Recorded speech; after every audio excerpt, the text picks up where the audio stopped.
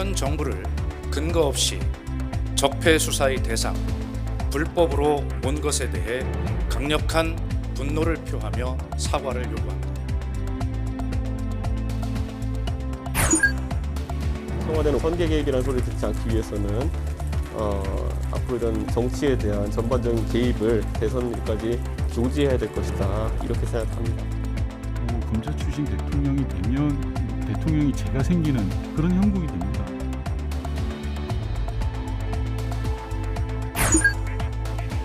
코로나 팬데믹 상황 하에서도 민주주의를 실천할 수 있다는 대한민국의 그런 새로운 도전이라고 생각이 듭니다. 일반인들이 투표하는 그 낮 시간에 일정한 시간만큼 외출 허가를 받아가지고 투표소에 가서 투표할 수 있게.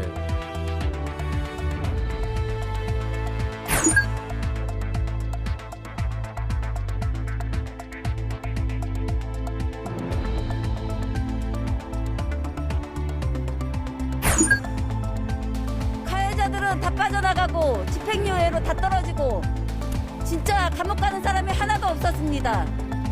사람이 죽었습니다.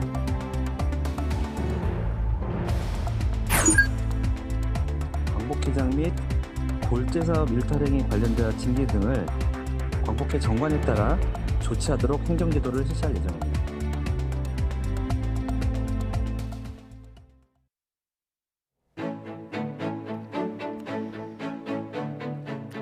네, 여러분 안녕하십니까? 네, YTN 뉴스나이트 시작합니다.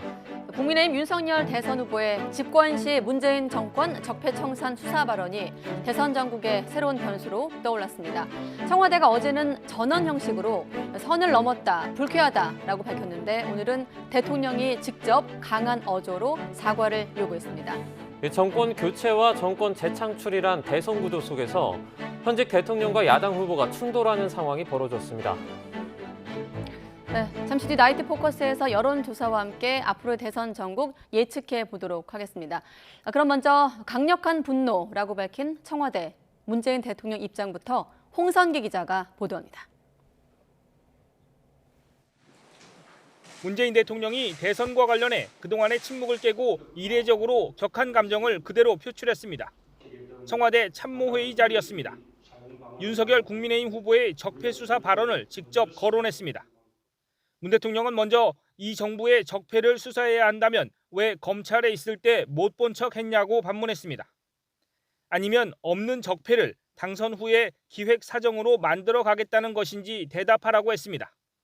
그러면서 근거도 없이 현 정부를 적폐 정부로 몰았다며 강력한 분노를 전하고 사과도 요구했습니다.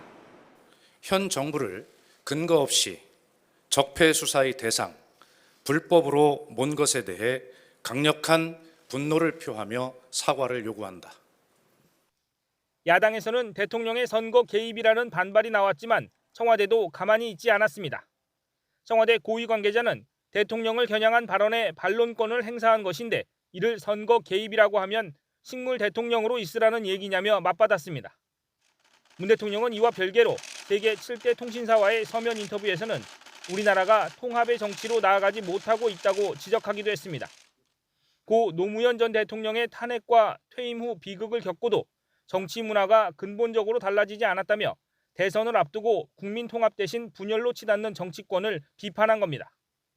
문 대통령과 청와대는 그동안 선거 개입 논란을 피하기 위해 야당의 공격에 대해 가급적 대응을 자제해왔습니다.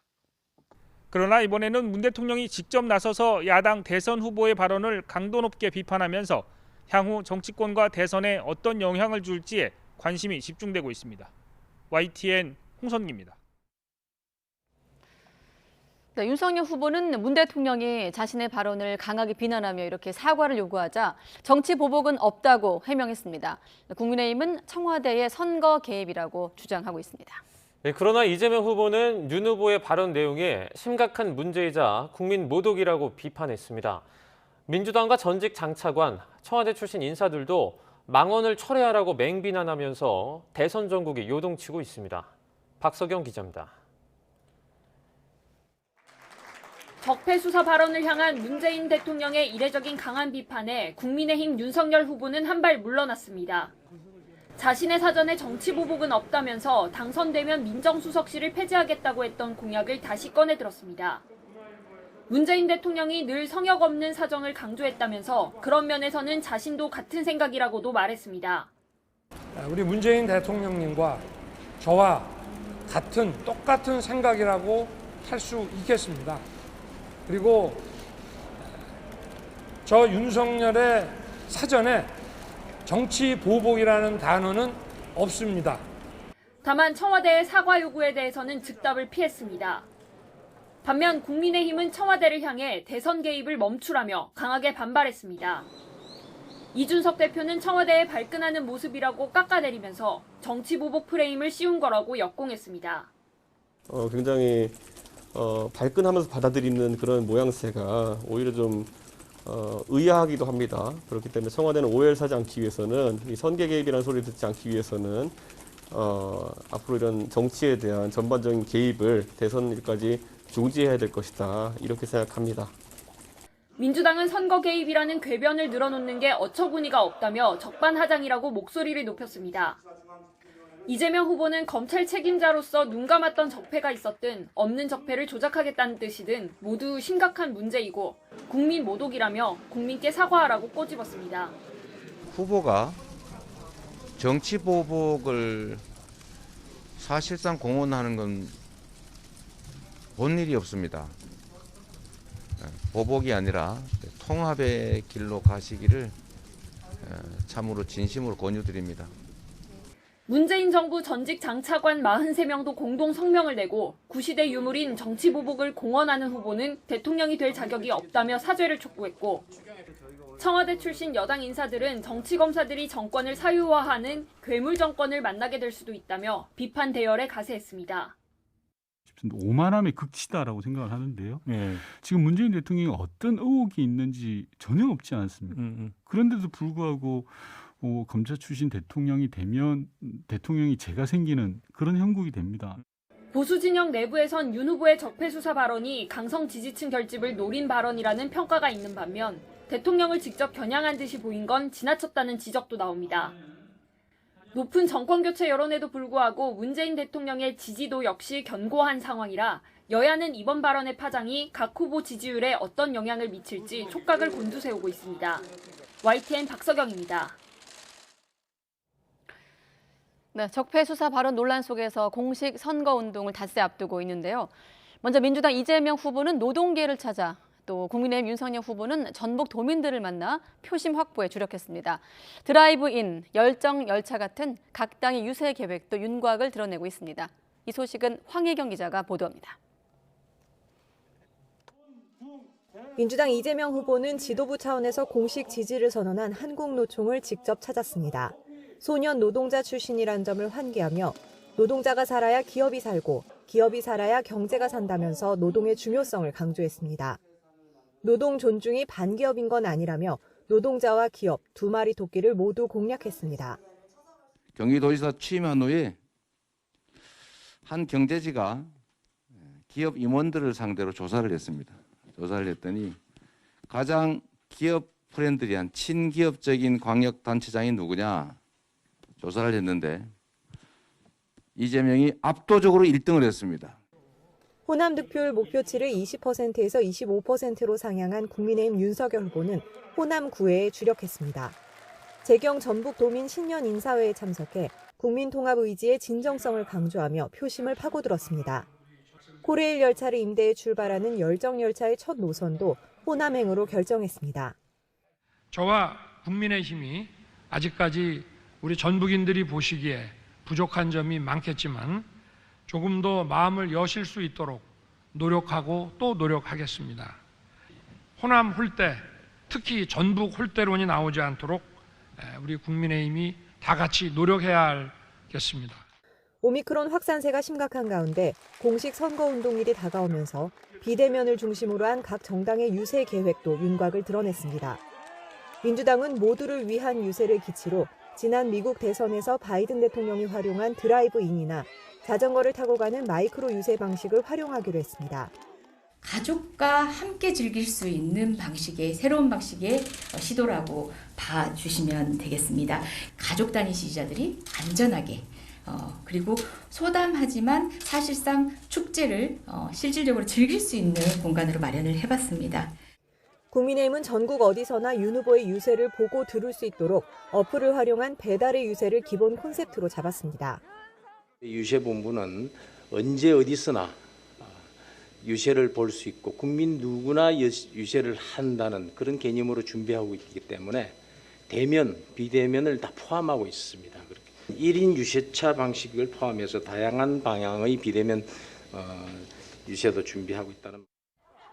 정의당도 전국으로 흩어진 유세차를 온라인으로 연결하는 방식을, 국민의당은 유튜브 노출 빈도를 높이는 암플렉스를 활용하는 방식에 주력하기로 했습니다. 대선 후보자 등록은 13일과 14일 이틀간 이뤄지고 공식 선거운동은 오는 15일부터 시작됩니다. YTN 황희경입니다. 네, 후보 등록일이 다가오면서 보수 원로들의 야권 후보 단일화 압박이 거세지고 있지만 안철수 후보는 거듭해서 완조 의지를 밝히고 있습니다. 국민의힘 이준석 대표가 은근히 안 후보의 자진 사퇴를 압박한 가운데 김종인 전 국민의힘 총괄선대위원장이 단순히 숫자를 늘리기 위한 그런 단일화는 의미가 없다고 지적하기도 했습니다. 이경국 기자가 취재했습니다. 야권 후보를 단일화하라며 전 국회의장들을 비롯한 보수 성향 전직 국회의원들이 나섰습니다. 단일화만이 정권 교체를 이루고 국민을 통합하는 길이라며 국민의힘 윤석열 후보와 국민의당 안철수 후보의 단일화를 촉구한 겁니다. 국민의 절체절명의 명령이다. 허물어지고 찢겨진 대한민국의 긴급 구조를 요청하는 통절한 울부짖음이다. 이준석 대표는 은근히 안철수 후보의 사퇴를 압박했습니다. 경쟁 방식의 단일화는 가당치 않다면서 정권 교체의 대의에 동참할 뜻이 없다면 존중하겠지만 여론조사로 단일화하지는 않겠다는 뜻을 거듭 분명히 한 겁니다. 그 협상의 과정이라든지 아니면 그런 진행 과정 속에서 아주 혼탁한 그런 어떤 모습이 나올 수도 있고 시너지를 내기 어려운 형태의 그런 정치 공학일 것이다. 안철수 후보는 강하게 반발했습니다. 도덕성과 코로나19 방역에 대한 전문성을 갖춘 건 오히려 자신이라면서 자진 사퇴 형식의 단일화를 일축했습니다. 그런 이야기는 한국 정치사상 들어본 적이 없습니다. 출판 기념행사의 모습을 드러낸 김종인 전 국민의힘 총괄선대위원장도 단일화에 부정적인 입장을 내비쳤습니다. 하나에 하나를 더해도 둘이 되지 않는다며 충분한 협의 없이 숫자만 늘리려는 단일화는 성공할 수 없다고 지적한 겁니다. 거대 양당의 대선 후보 둘 다를 향해 거친 비판도 쏟아냈습니다. 누가 되더라도 나라의 앞날이 암울합니다. 다들 나는 역대 대통령과 다를 것이라고 자신하지만 다들 똑같은 최후를 맞이할 것이라고 저는 미리서 얘기를 합니다. 국민의힘과 국민의당 어느 쪽도 입장 변화는 없지만 후보 등록일이 다가올수록 선거판을 흔들 단일화에 대한 관심은 더욱 고조되고 있습니다. YTN 이경국입니다. 도이치모터스 주가 조작 사건에 연루돼 검찰의 수사를 받고 있는 윤석열 대선 후보의 부인 김건희 씨와 관련해 추가 의혹이 잇따라 제기되고 있습니다. 검찰도 이 불법 행위에 가담한 사실이 있는지 확인하기 위해선 직접 조사가 불가피하다고 보고 있지만 실제 김 씨에 대한 조사는 대선 이후에나 가능할 전망입니다. 손유정 기자가 보도합니다. 지난해 말 주가 조작 혐의로 재판에 넘겨진 권오수 도이치모터스 회장의 공소장엔 범행 기간이 2009년 12월부터 2012년 12월까지로 적시돼 있습니다. 이 기간 검찰이 파악한 불법 거래 주식은 1,500만 주, 모두 646억 원어치입니다. KBS는 윤석열 국민의힘 대선 후보의 배우자 김건희 씨 명의 계좌에서도 같은 기간 146만 주, 50억 원어치 도이치모터스 주식 거래를 확인했다고 보도했습니다.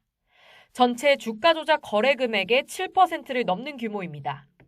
특히 윤 후보 측은 지난해 10월 김 씨 명의의 신한증권 계좌 내역 일부를 공개하며 주가 조작 의혹을 반박했는데 일부 모순이 있다는 게 추가 의혹의 핵심입니다.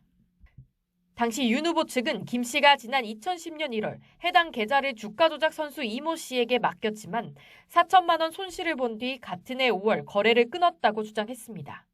하지만 이번에 공개된 김 씨 명의 거래는 신한증권 계좌가 아닌 DS와 대신, 미래에셋 등 다른 증권사 계좌를 통한 것으로 거래를 끊었다던 시기 이후로도 상당한 주식 거래가 이뤄진 의혹이 제기된 겁니다.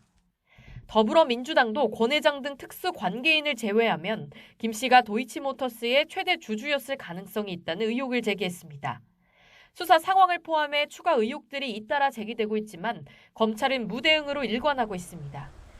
다만 검찰 관계자는 계좌 주인인 것과 주가 조작에 가담한 건 다른 문제라며 김 씨가 불법적인 거래라는 점을 인식했는지가 관건이고 그래서 수사가 필요하다고 말했습니다. 검찰은 앞서 권 회장과 공범을 재판에 넘기며 김 씨의 가담 여부 등 남은 의혹에 대해선 수사를 계속하겠다고 강조했습니다. 그러나 지난달 김 씨에게 비공개 소환을 통보했지만 김 씨는 응하지 않은 것으로 알려졌습니다. 조만간 대선 후보 등록이 완료되고 공식 선거운동에 돌입하면 선거법에 따라 후보자 소환 조사는 사실상 불가능합니다. 결국 배우자인 김 씨 조사도 대선 이후로 미뤄질 것으로 전망됩니다. YTN 손효정입니다. 네, 이렇게 배우자와 관련된 의혹과 논란이 계속되면서 여야의 난타전도 연일 가열되고 있습니다. 민주당은 김건희 씨의 도이치모터스 주가 조작 의혹에 대한 수사를 촉구하며 공세를 폈고 또 국민의힘은 이른바 김혜경 방지법을 내놓으며 맞불을 놨습니다. 김태민 기자입니다. 과잉 의전 논란으로 수세에 몰렸던 민주당이 윤석열 후보의 부인 김건희 씨를 겨냥해 역공에 나섰습니다.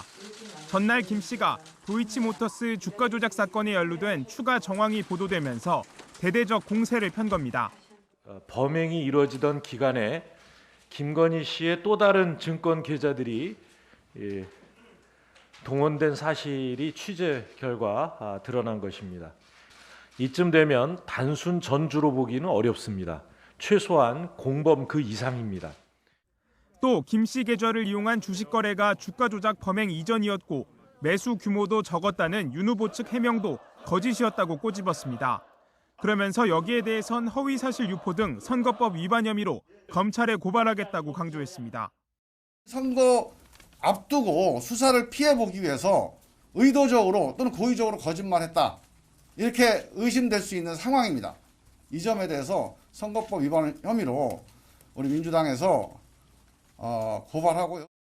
반대로 국민의힘은 전날 이재명 후보의 부인 김혜경 씨의 사과 발표를 맹비난하며 과잉 의전 논란에 대한 공세를 멈추지 않았습니다. 특히 법인카드 유용 의혹 등에 대해 명쾌한 해명을 내놓지 않았다며 맹탕 수준이었다고 맹공을 이어갔습니다. 간단한 사실조차도 소명하지 않고 어차피 셀프 감사, 셀프 수사가 될 것이 뻔한 수사 감사를 핑계를 내세우면서 꽁무니를 빼니 사과쇼라고 볼 수밖에 없는 맹탕 사과였던 것입니다. 여기에 더해 과거 이 후보가 성남시장 재직 시절에도 업무 추진비를 유용한 의혹이 있다며 정부 당국에 조사 착수를 촉구했습니다. 또 광역자치단체에도 특별감찰관 제도를 도입하고 공무원 배우자나 가족들이 국고를 유용하지 못하도록 하는 김혜경 방지법을 추진하겠다고 나섰습니다. 김혜경 씨와 관련돼서 나오는 확인되고 있는 사실과 제기되는 수많은 의혹에 대해서는 우리가 적극적으로 대응을 해야 할 필요가 적극적으로 검토할 것이고 보다 효율적인 제도로 다시 거듭날 수 있도록. 초박빙 판세 속에 여야 후보의 배우자 리스크가 국민 정서를 건드리는 대선 전국의 뇌관으로 떠오르면서 사활을 건 여야의 난타전은 가열되고 있습니다. YTN 김태민입니다. 네, 대선과 함께 맞물려 좀 관심을 모았던 부분인데 방금 들어온 소식 하나 전해드리도록 하겠습니다. 국민의힘이 3월 9일 대선과 함께 치러질 5곳의 국회의원 재보궐선거 공천 대상을 확정했다라는 내용이 조금 전 들어왔는데요. 민주당이 무공천한 서울 종로에는 최재형 전 감사원장을 전략 공천하기로 했습니다. 또 이 서울 서초갑에는 조은희 전 서초구청장, 또 청주 상당에는 정우택 전 의원이 공천을 각각 받게 됐다는 내용 확인했습니다. 네, 그리고 이 3월 9일 대선 투표가 끝나고 개표에 들어가는 시간대가 오후 6시가 아니라 7시 30분이 될 가능성이 커지고 있습니다. 물론 아직 확정된 건 아니지만 법정 투표 마감 시간을 늘려서 6시부터 1시간 반 동안 코로나19 확진자와 자가격리자가 투표하게 되는 겁니다. 여야가 이렇게 합의를 했는데 정부가 오늘 15일 최종 결론 낼 계획입니다. 송재인 기자가 보도합니다. 이달 말이면 하루 확진자가 10만 명이 넘을 거란 전망이 나온 가운데 코로나19 확진자와 격리자들의 대선 투표권을 보장할 방안에 가닥이 잡혔습니다. 본투표 당일 오후 6시 현장 투표를 마친 사람들이 빠져나가고 나면 방역당국의 임시 외출 허가를 받은 확진자와 격리자가 별도 동선을 통해 투표하는 방식입니다. 앞서 여야는 참정권을 충분히 보장하자며 확진자 투표 시간을 오후 6시부터 2~3시간가량 확보하려 했지만 인력과 예산 등 현실적 어려움이 크다는 선거관리위원회 입장을 고려해 1시간 반 동안, 즉 저녁 7시 반까지 투표하도록 뜻을 모았습니다. 코로나 팬데믹 상황 하에서도 민주주의를 실천할 수 있다는 대한민국의 그런 새로운 도전이라고 생각이 됩니다. 이제 일상생활에 전념하시면서 꼭 투표에 참여하실 수 있도록 그 1시간 반 안에 투표를 하도록 하는 게 확실히 분명히 어려움이 있을 거기 때문에 일반인들이 투표하는 그 낮 시간에 그 일정한 시간만큼 외출 허가를 받아가지고 투표소에 가서 투표할 수 있게. 법정 투표 마감 시간을 손보는 만큼 개표 역시 저녁 7시 반 이후부터로 늦춰집니다. 오미크론 변이 확산에 따라 날마다 늘어나는 확진자, 격리자의 투표 방안이 마련되긴 했지만 우려도 남아 있습니다. 방역당국이 임시 외출 허가를 내주면서 발열과 호흡기 증상 등을 따진다고 해도 완전한 통제는 쉽지 않은 만큼 코로나19가 더욱 퍼질 가능성도 적지 않다는 겁니다.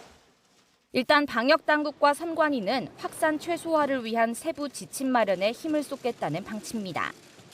정부는 이를 종합해 오는 15일 선거 관계장관 회의에서 확진자 대선 투표 방안을 최종적으로 확정합니다.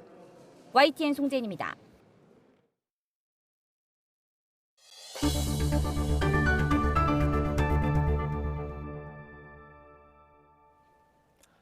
코로나19 일일 신규 확진자가 5만 명을 넘긴 가운데 다음 달 초엔 하루에 36만 명까지 쏟아질 수 있다는 예측도 나왔습니다.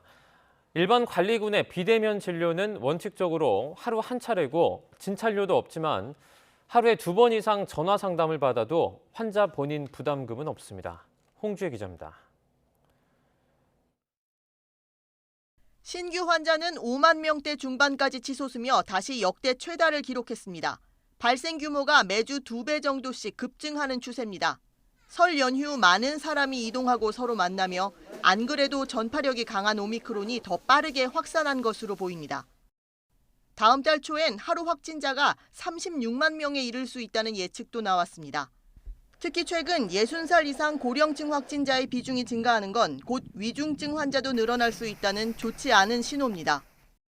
유행 정점에 도달할 때까지는 중환자의 숫자가 늘어날 수밖에 없는 것인데 다양한 전문가들의 예상으로는 최대 중환자가 2,500명에서 3,000명 정도까지는 발생할 수 있을 것으로 예상을 하고 있습니다.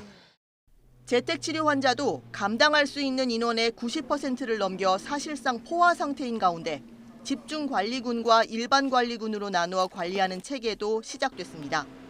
60살 이상 등 집중관리군은 하루 2차례 유선 모니터링을 받지만 일반관리군은 이상이 있을 때만 동네 병의원 등에서 전화로 상담과 처방을 받게 됩니다. 증상이 악화되는 양상일 때, 그리고 숨이 가쁘거나 가슴이 아픈 증상이 있으실 때, 그래서 이러한 증상이 있다면은 의료진께 연락해서 상담을 받으시는 것이 좋을 것으로 생각을 하고 있습니다. 비대면 진료는 일반관리군의 경우 하루 한 차례면 충분하다는 전제하에 의료기관은 하루 한 번만 수가를 청구할 수 있고 환자가 낼 돈은 없습니다. 같은 날 2차례 이상 전화 상담도 가능하지만 이때부턴 진찰료를 청구할 수 없고 환자에게도 비용을 부담시키면 안 됩니다. 다만 코로나19 백신 미접종군인 만 11살 이하 소아는 하루 2차례까지 비대면 진료를 받을 수 있고 역시 본인 부담금은 발생하지 않습니다.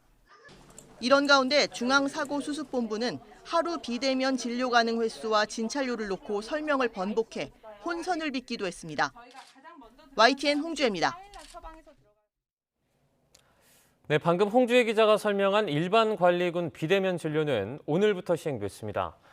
그런데 정작 진료를 맡게 된 병원들은 이 대부분 관련 지침을 전달받지 못했다고 합니다.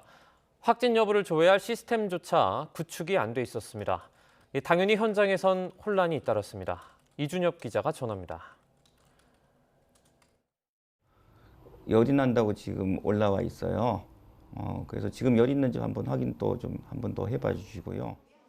코로나19 집중관리군 환자를 관찰하는 소아청소년과 의원, 재택치료자들을 상대로 비대면 진료가 시작되는 날이지만 비대면 진료기관으로 지원할 수 있다는 공문 말고 자세한 내용은 전달받은 게 없습니다. 항상 그렇죠. 기사가 먼저 나오고 그 뒤에 이제 공문이 나오는데 보고 대충은 알고 있는데요. 근데 이제 문제는 이거를 하기 위해서는 준비할 과정이 되게 많을 것 같아요. 다른 병원도 일단 비대면 진료에 참여하겠다고 지원은 했지만 시행 당일 오후 간단한 지침만 접수했을 뿐 관련 교육은 아예 받지 못했습니다. 이름하고 그다음에 주민번호를 좀 알려주시겠어요? 전화로 진료하려면 우선 확진자가 맞는지부터 확인해야 하지만 이를 조회할 시스템조차 아직 마련 안 돼 환자 말만 믿고 진료해야 하는 상황. 내원 환자를 진료하는 동시에 재택 환자 전화를 받는 것도 여간 부담스러운 일이 아닙니다.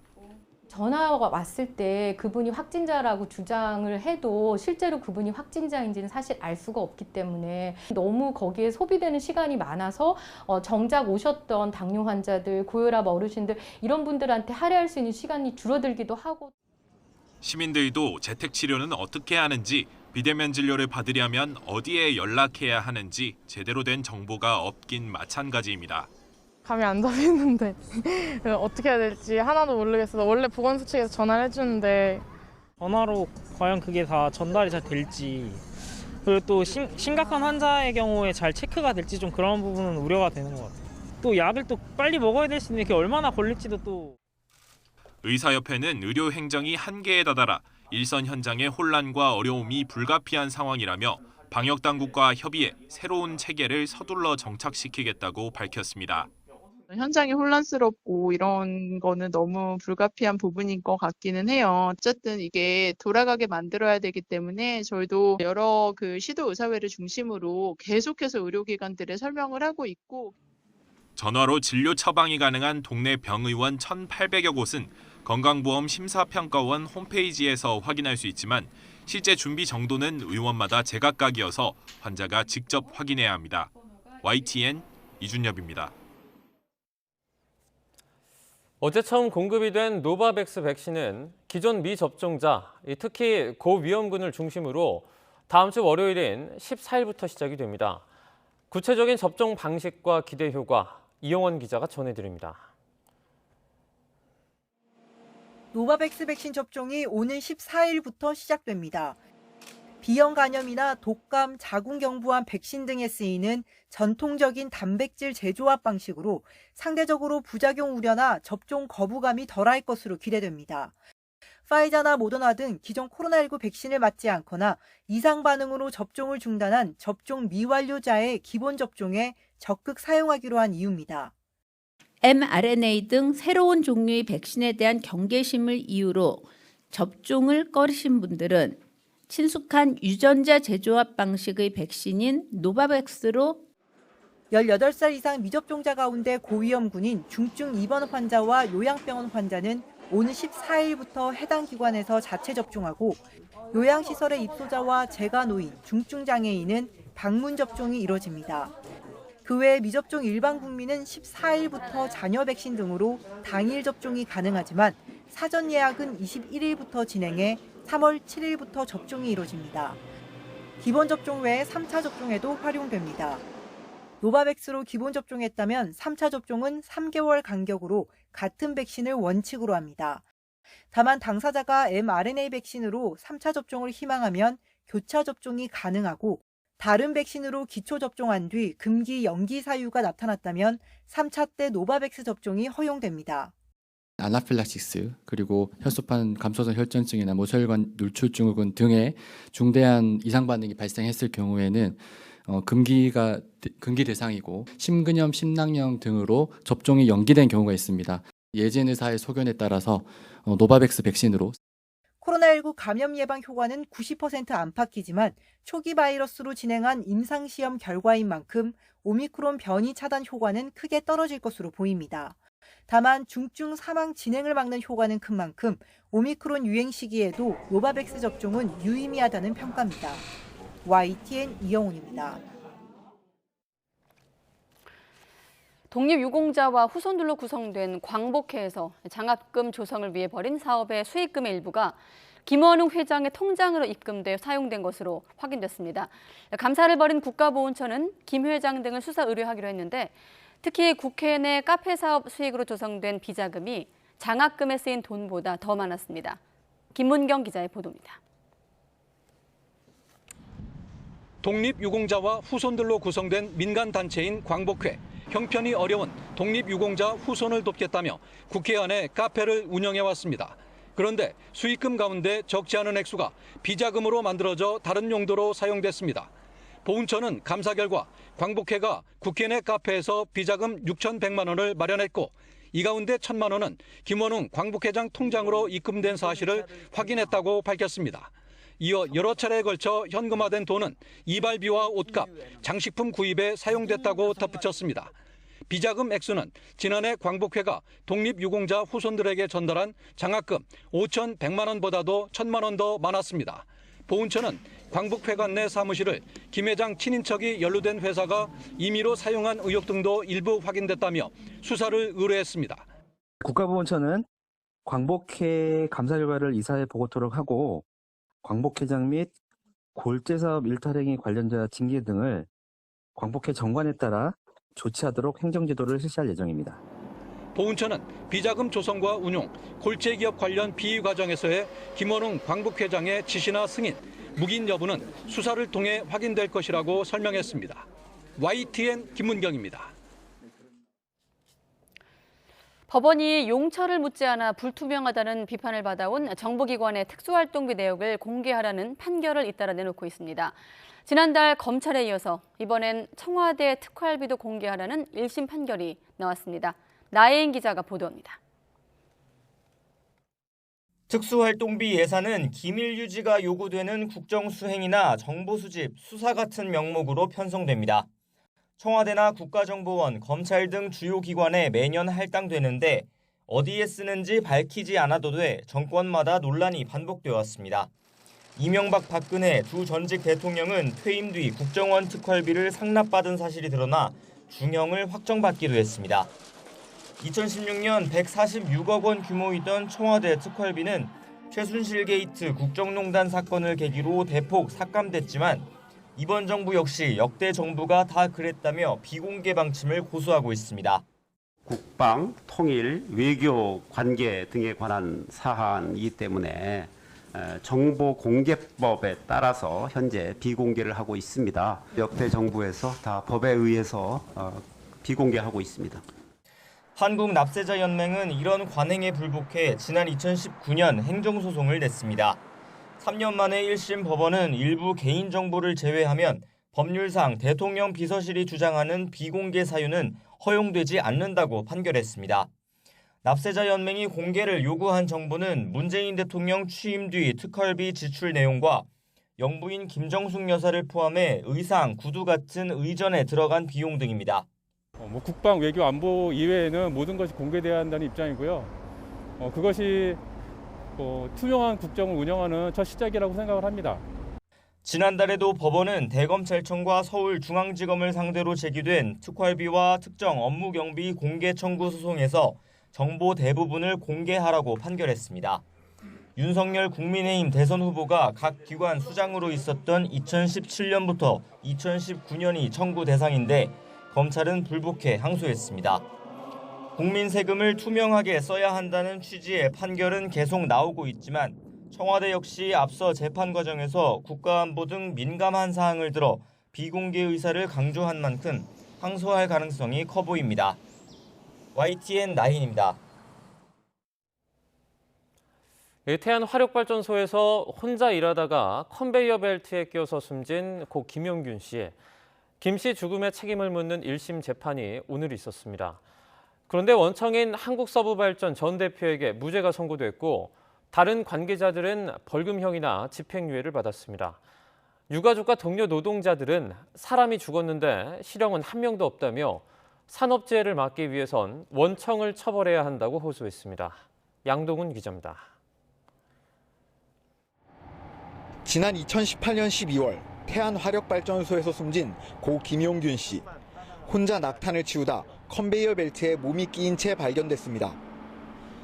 사고 후 3년 2개월이 지나 관계자들과 원청, 하청기업에 대한 1심 선고가 내려졌습니다.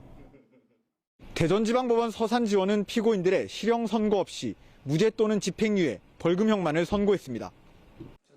원청기업인 한국서부발전 김병숙 전 대표에게는 무죄를 선고했습니다.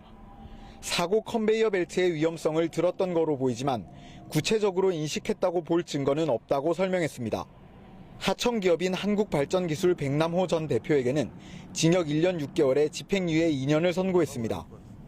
다른 관계자들에게는 징역 또는 금고의 집행유예 또는 벌금형이 내려졌습니다. 재판부가 선고 결과를 밝히는 내내 방청석에서는 탄식이 이어졌습니다. 유가족은 선고 이후 열린 기자회견에서 법원이 사실상 처벌이라고 할 수 없는 잔인한 선고를 내렸다며 강하게 반발했습니다. 가해자들은 다 빠져나가고 집행유예로 다 떨어지고 진짜 감옥 가는 사람이 하나도 없었습니다. 사람이 죽었습니다. 김 씨의 사망을 계기로 제정된 중대재해처벌법이 시행된 지 2주. 그 사이 경기도 양주시에 있는 채석장에서 매몰 사고가 벌어져 3명이 숨졌고 시행 2주 전에는 광주 아파트 공사 현장 붕괴 사고로 6명이 싸늘한 주검으로 발견됐습니다. 누가 일터에서 죽고 싶겠습니까? 그러지 않게 해달라고 했던 거 아닙니까? 유가족과 우리는 싸울 것입니다. 중대재해처벌법의 취지를 살리기 위해 원청기업 책임자들을 제대로 처벌해야 한다는 목소리가 이어지고 있습니다. 일어나! 직장내 원청을 처벌하라! 원청을 처벌하라! YTN 양동훈입니다. 파업 40일을 넘긴 민주노총 소속 택배노조 조합원들이 CJ 대한통운 본사를 기습 점거했습니다. 노동자들은 사태 해결을 위해 사측이 대화에 나서줄 것을 촉구했지만 CJ 대한통운은 불법 행위를 문제 삼으며 법적 책임을 묻겠다고 밝혀 갈등은 더욱 커지고 있습니다. 김대겸 기자입니다. 서울 중구 CJ 대한통운 본사. 수백 명이 한순간에 정문 안쪽으로 물밀듯이 몰려듭니다. 직원 여럿이 합세해 입구를 막아보지만 유리창이 힘없이 깨지고 터진 둑처럼 사람들이 건물 안으로 밀려듭니다. 오전 11시쯤 민주노총 소속 택배노조 조합원 200여 명이 본사 건물 점거에 나섰습니다. 파업 돌입 40일을 훌쩍 넘겨 이뤄진 기습 점거. 정문을 걸어 잠근 노조원들은 입구를 봉쇄한 채 대화에 나서라고 재차 촉구했습니다. 당신은 대화에 나서라! 지난해 말 택배 노동자들의 과로사를 막겠다며 노사정 사회적 합의안이 만들어졌지만 이행 여부를 둘러싸고 노사 간 입장은 첨예하게 엇갈렸습니다. 합의안은 과로사의 주요 원인으로 지목된 택배 분류 업무를 기사 업무에서 떼어내도록 했지만 이 약속이 잘 지켜지지 않았다는 게 노조 측 주장입니다. 오죽하면 그렇게 했겠습니까? 얼굴 좀 보자. 45일 동안 외쳤습니다. 대화 좀 하자. 45일 동안 거리에서 외쳤습니다. CJ 대한통운 측은 여건에 따라 택배 기사가 분류 업무를 하는 곳도 있지만 사회적 합의안에 따라 주 60시간 미만 근로시간과 수당 지급을 잘 지켜왔다고 반박했습니다. 올해 초 이뤄진 국토부 긴급점검에서도 사회적 합의안이 대부분 잘 지켜지고 있다는 결과가 나왔다고도 덧붙였습니다. 노조는 사측이 대화에 나설 때까지 기습 점거를 이어간다는 방침이지만 CJ 대한통운 측은 노조의 점거를 불법 행위와 폭력으로 규정하고 법적 대응을 예고해 당분간 갈등은 더욱 커질 전망입니다. YTN 김대겸입니다. 최근 우리 경제엔 물가가 급등하고 환율과 금리도 오르면서 삼고 비상이 걸렸습니다. 정부는 무엇보다 서민 생활 물가 안정에 정책 역량을 집중하기로 했습니다. 보도에 오인석 기자입니다. 맥도날드 햄버거 평균 가격이 오는 17일부터 평균 2.8% 인상됩니다. 불고기 버거 단품은 2,200원에서 2,300원으로 세트 메뉴 가격은 최대 300원 오릅니다. 딸기는 이달 2kg 기준 25,000원으로 1년 전보다 25% 오를 것으로 예측됐습니다. 집밥 대신 외식 배달 음식 수요가 늘면서 외식 물가는 12년 11개월 만에 가장 높은 상승률을 기록했고 휘발유 값도 13% 가까이 뛰어 서민 체감 물가를 크게 압박하고 있습니다. 부담이 많이 가죠. 그냥 1,000원 정도 했을 때하고 지금하고 벌써 한 30만 원씩 차이가 나버리니까 이 기름값으로 인해서 모든 물가가 다 올라오잖아요. 국제 원자재 가격도 들썩이고 있습니다. 미중 갈등에 탄소 중립, 우크라이나 사태가 겹치며 알루미늄 가격은 2008년 이후 가장 많이 올랐고 밀과 옥수수 가격도 상승했습니다. 지난해 상품 수지는 원자재 가격 상승으로 수입이 급증하면서 1년 전보다 44억 달러가 줄었습니다. 정부는 최근 경기와 물가, 금융 불확실성이 확대되고 있다고 판단하고 있습니다. 무엇보다 가파른 소비자 물가 상승세에 촉각을 곤두세우고 있습니다. 우선 4월 만료 예정인 유류세 인하 연장과 비상시 정부 비축유 추가 방출을 검토하기로 했습니다. 정부는 2월 소비자 생활물가 안정을 위하여 모든 정책 역량을 투입할 것입니다. 가격 담합 등 불법 인상 또는 과도한 인상이 없도록 시장 감시 노력을 대폭 강화하겠습니다. 금융시장도 미국의 통화정책 긴축 기조가 강화되면서 주가와 채권 가격, 원화 가치가 모두 하락하는 등 불안정한 흐름입니다. 경제전망 전문가들은 한국은행 기준금리가 연말에 1.75%로 오를 것으로 전망하고 있습니다. 고물가를 잡고 시중에 풀린 돈을 흡수하려면 불가피하다는 지적이 나오고 있습니다. YTN 오인석입니다.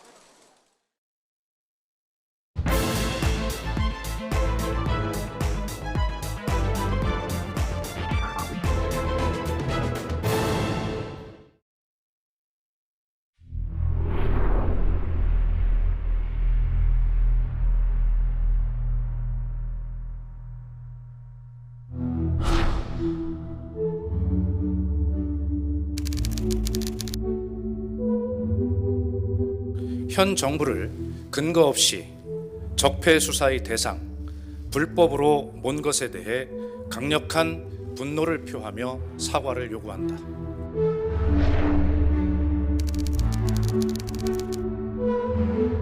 저 윤석열의 사전에 정치 보복이라는 단어는 없습니다.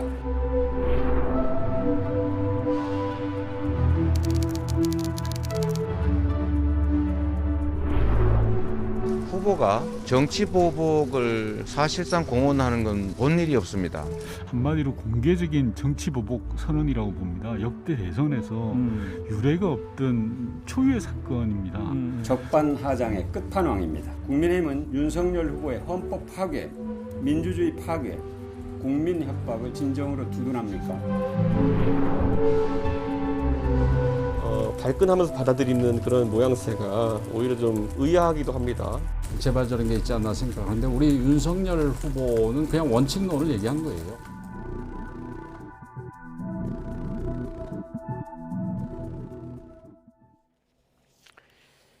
네, 대선과 관련해선 철저하게 침묵을 지켜왔던 문재인 대통령 입에서 강력히 분노한다라는 표현이 나왔습니다. 이러면서 국민의힘 윤석열 후보의 문재인 정부 적폐 수사 발언 파문이 더 커지고 있습니다. 향후 파장 어디까지 미칠까요?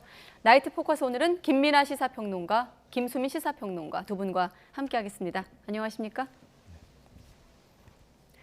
네, 어제도 이 문제를 다루긴 했었는데 어제는 청와대 입장이 도를 넘었다. 불쾌하다라는 어떤 전원 형식의 입장이었는데 오늘 대통령이 직접 사과를 요구하고 있습니다. 바로 여쭤볼게요. 어떻게 보십니까? 이례적인 일들의 연속이죠. 지금 이제 검찰총장 출신의 후보가 대선 후보로 나온 것도 이례적이고, 네. 그리고 또 그 검찰총장 출신인 후보가 지금 현 정권의 어떤 지금 표현하기로는 적폐 수사를 해야 된다, 할 것이다. 그런 얘기를 하고 또 이것이 이제 정치 보복의 논리가 돼가지고 현직 대통령이 야당 후보를 또 이렇게 직접적으로 언급하면서 사과를 요구하고 이 모든 것들이 어쨌든 이례적인 어떤 장면들의 연속인데 일단 윤석열 후보가 아니고 다른 이제 어떤 정치권 인사가 뭐 이런 적폐 수사를 민주당 정권에 대해서 똑같이 해야 된다랄지 또는 이제 검찰을 이용해 가지고 굉장히 많은 비리를 뭐 덮었다든지 그런 주장을 했다라고 하면 아마도 이 문재인 대통령이 이렇게 이 직접적으로 언급을 하진 않았을 것 같아요. 그런 논란에 대해서. 근데 윤석열 후보는 어쨌든 이 정권의 서울중앙지검장이었고 검찰총장이었기 때문에 그 직무를 실제로 맡았던 사람이 민주당 정권이 검찰을 이용해서 범죄를 저질렀다라고 얘기하는 거에 있어서는 유권자들이 받아들일 수 있는 어떤 무게감이나 이런 건 다를 수밖에 없는 것이죠. 실제로 뭐가 있었던 것이다, 뭔가 있었을 것이다 이렇게 생각할 수밖에 없는데, 근데 윤석열 후보가 이제 그 언론 인터뷰를 해놓은 걸 보면은 그게 구체적으로 뭐냐에 대해서는 얘기를 안 했거든요. 상식적인 수준이었다고 했나요? 그렇게 얘기를 했던 거 아니고. 그 이제 인터뷰 내용에는 그런 것들이 분명히 드러나지 않고 이후에 이제 왜 그런 얘기를 했느냐 해명하는 과정에서는 일반론적인 얘기 한 거다라고 해명을 했는데 그 인터뷰 내용은 근데 또 일반론을 얘기한 부분도 물론 있지만 그 민주당 정권이 검찰을 이용해서 범죄를 이제 저질렀다라고 얘기한 부분은 또 일반론으로만 받아들이기는 좀 어려운 어떤 대목이죠. 그런 게 있다 보니까 문재인 대통령 입장에서는 실제로 그러면 구체적으로 얘기를 해야 된다. 문재인 대통령과 청와대 권력이 어떤 방식으로 어떤 사건을 검찰을 이용한 범죄에 연루하도록 했는지 이런 것들을 구체적으로 그럼 얘기해라.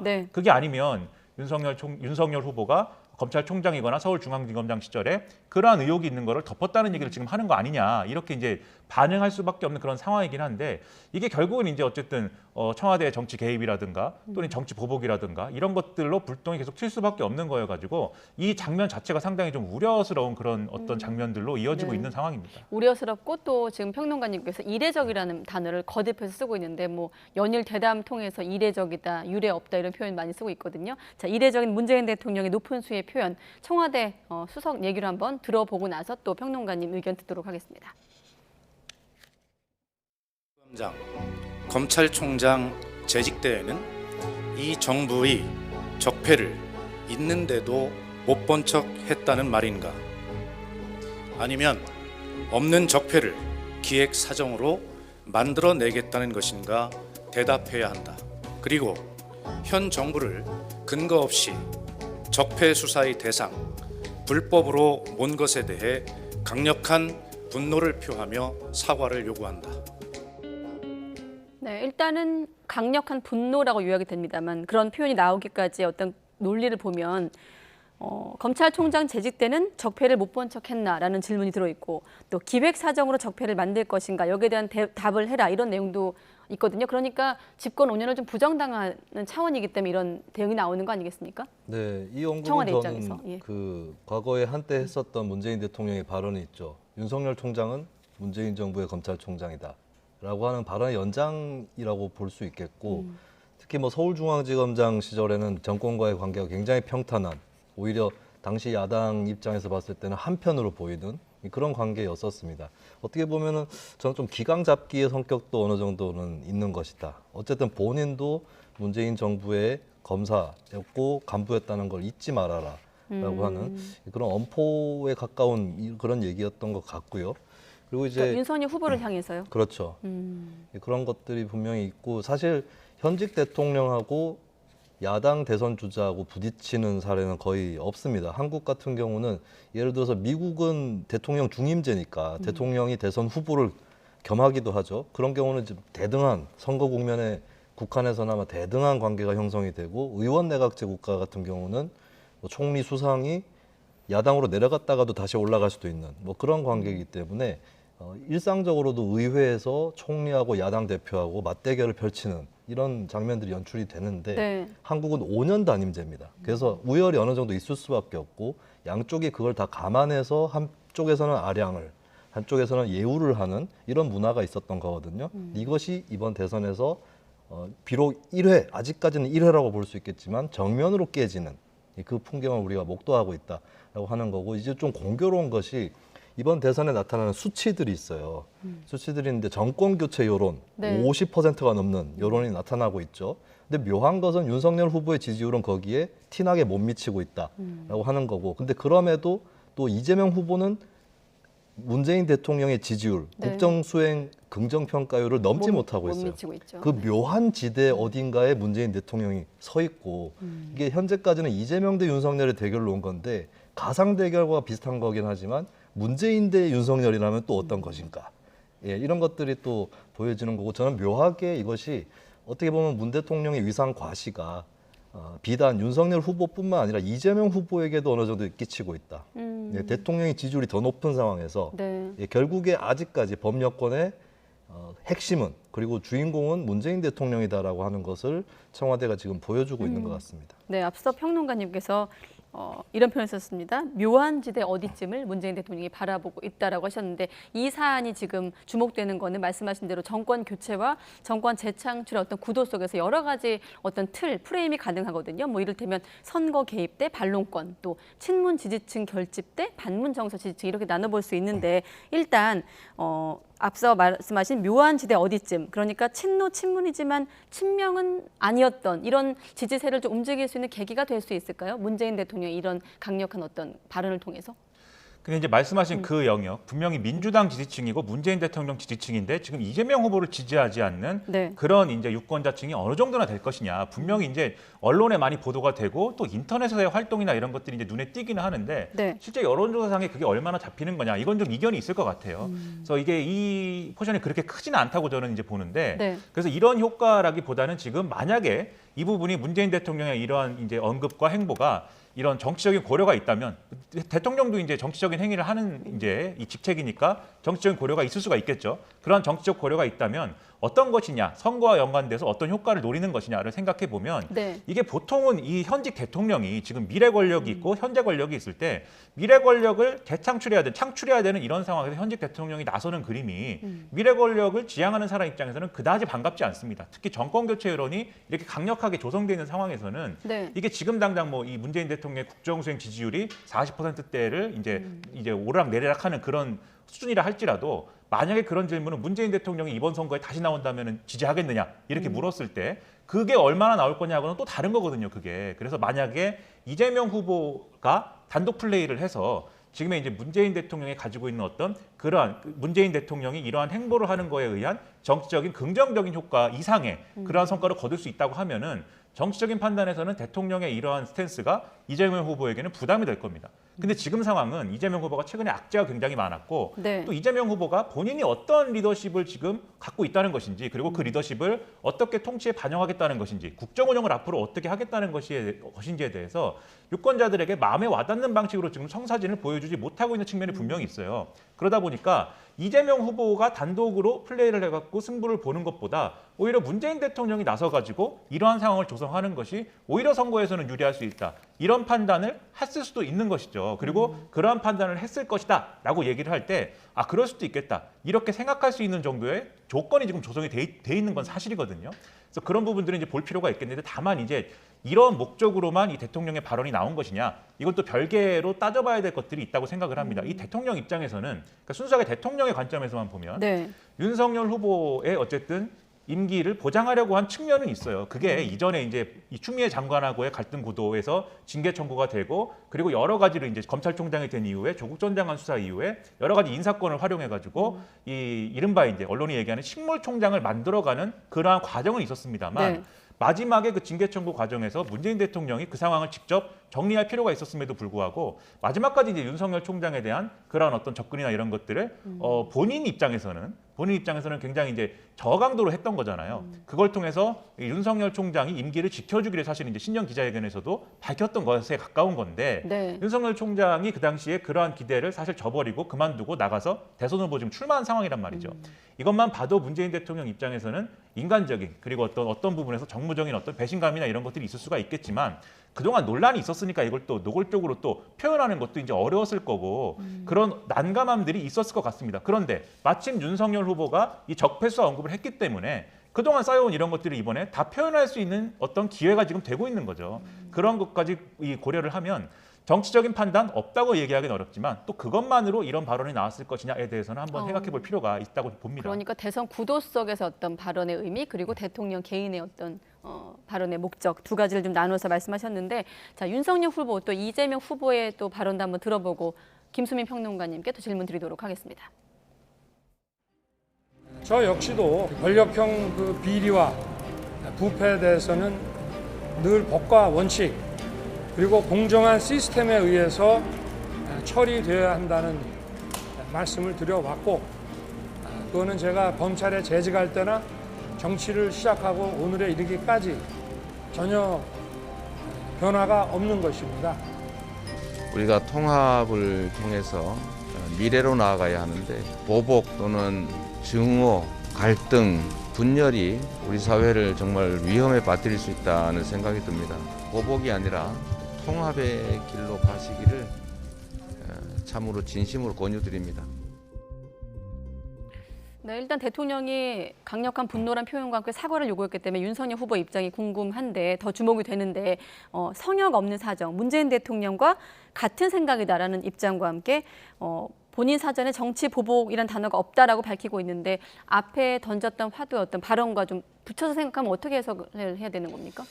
일단 윤석열 후보가 처음에 했던 발언들을 놓고 보면 그 발언에서도 이제 시스템에 의해서 검찰은 돌아갈 거다라는 말이 나오긴 합니다. 네. 근데 문제는 그 전에 적폐 수사 해야죠, 돼야죠 좀 강조했던 부분, 그것이 이제 앞뒷말이 붙어버리면은 시스템에 의해서 적폐 수사를 하겠다. 그러니까 결국에는 하게 될 거고 내가 관여는 직접 안 하겠지만 미리 선언한다는 그렇게 독해가 될 수 있습니다. 이 부분은 윤석열 후보가 부주의했다라고 보여지는데 그것을 수습하고자 하는 의지가 명확하다, 이걸 보여주려고 한 건 맞는 것 같습니다. 네. 그래서 정치 보복이라든지 사람에 의해서, 시스템보다는 사람에 의해서 사람의 의지를 가지고 결론을 미리 내놓고 전 정권을 치는 그런 일은 없을 거다라고 해명을 했다라고 볼 수 있겠고, 근데 이게 사과라고 보기는 어려울 것 같습니다. 한 발 물러선 건 맞는데 사과는 아니다. 왜냐하면 좀 말 속에 뼈들이 있어요. 문 대통령하고 뜻이 같다라고 했는데 문 대통령도 그 정도 지향한 거 아니냐, 전 정권들에 대해서. 나도 그거하고 그렇게 차이 안 난다라고 하는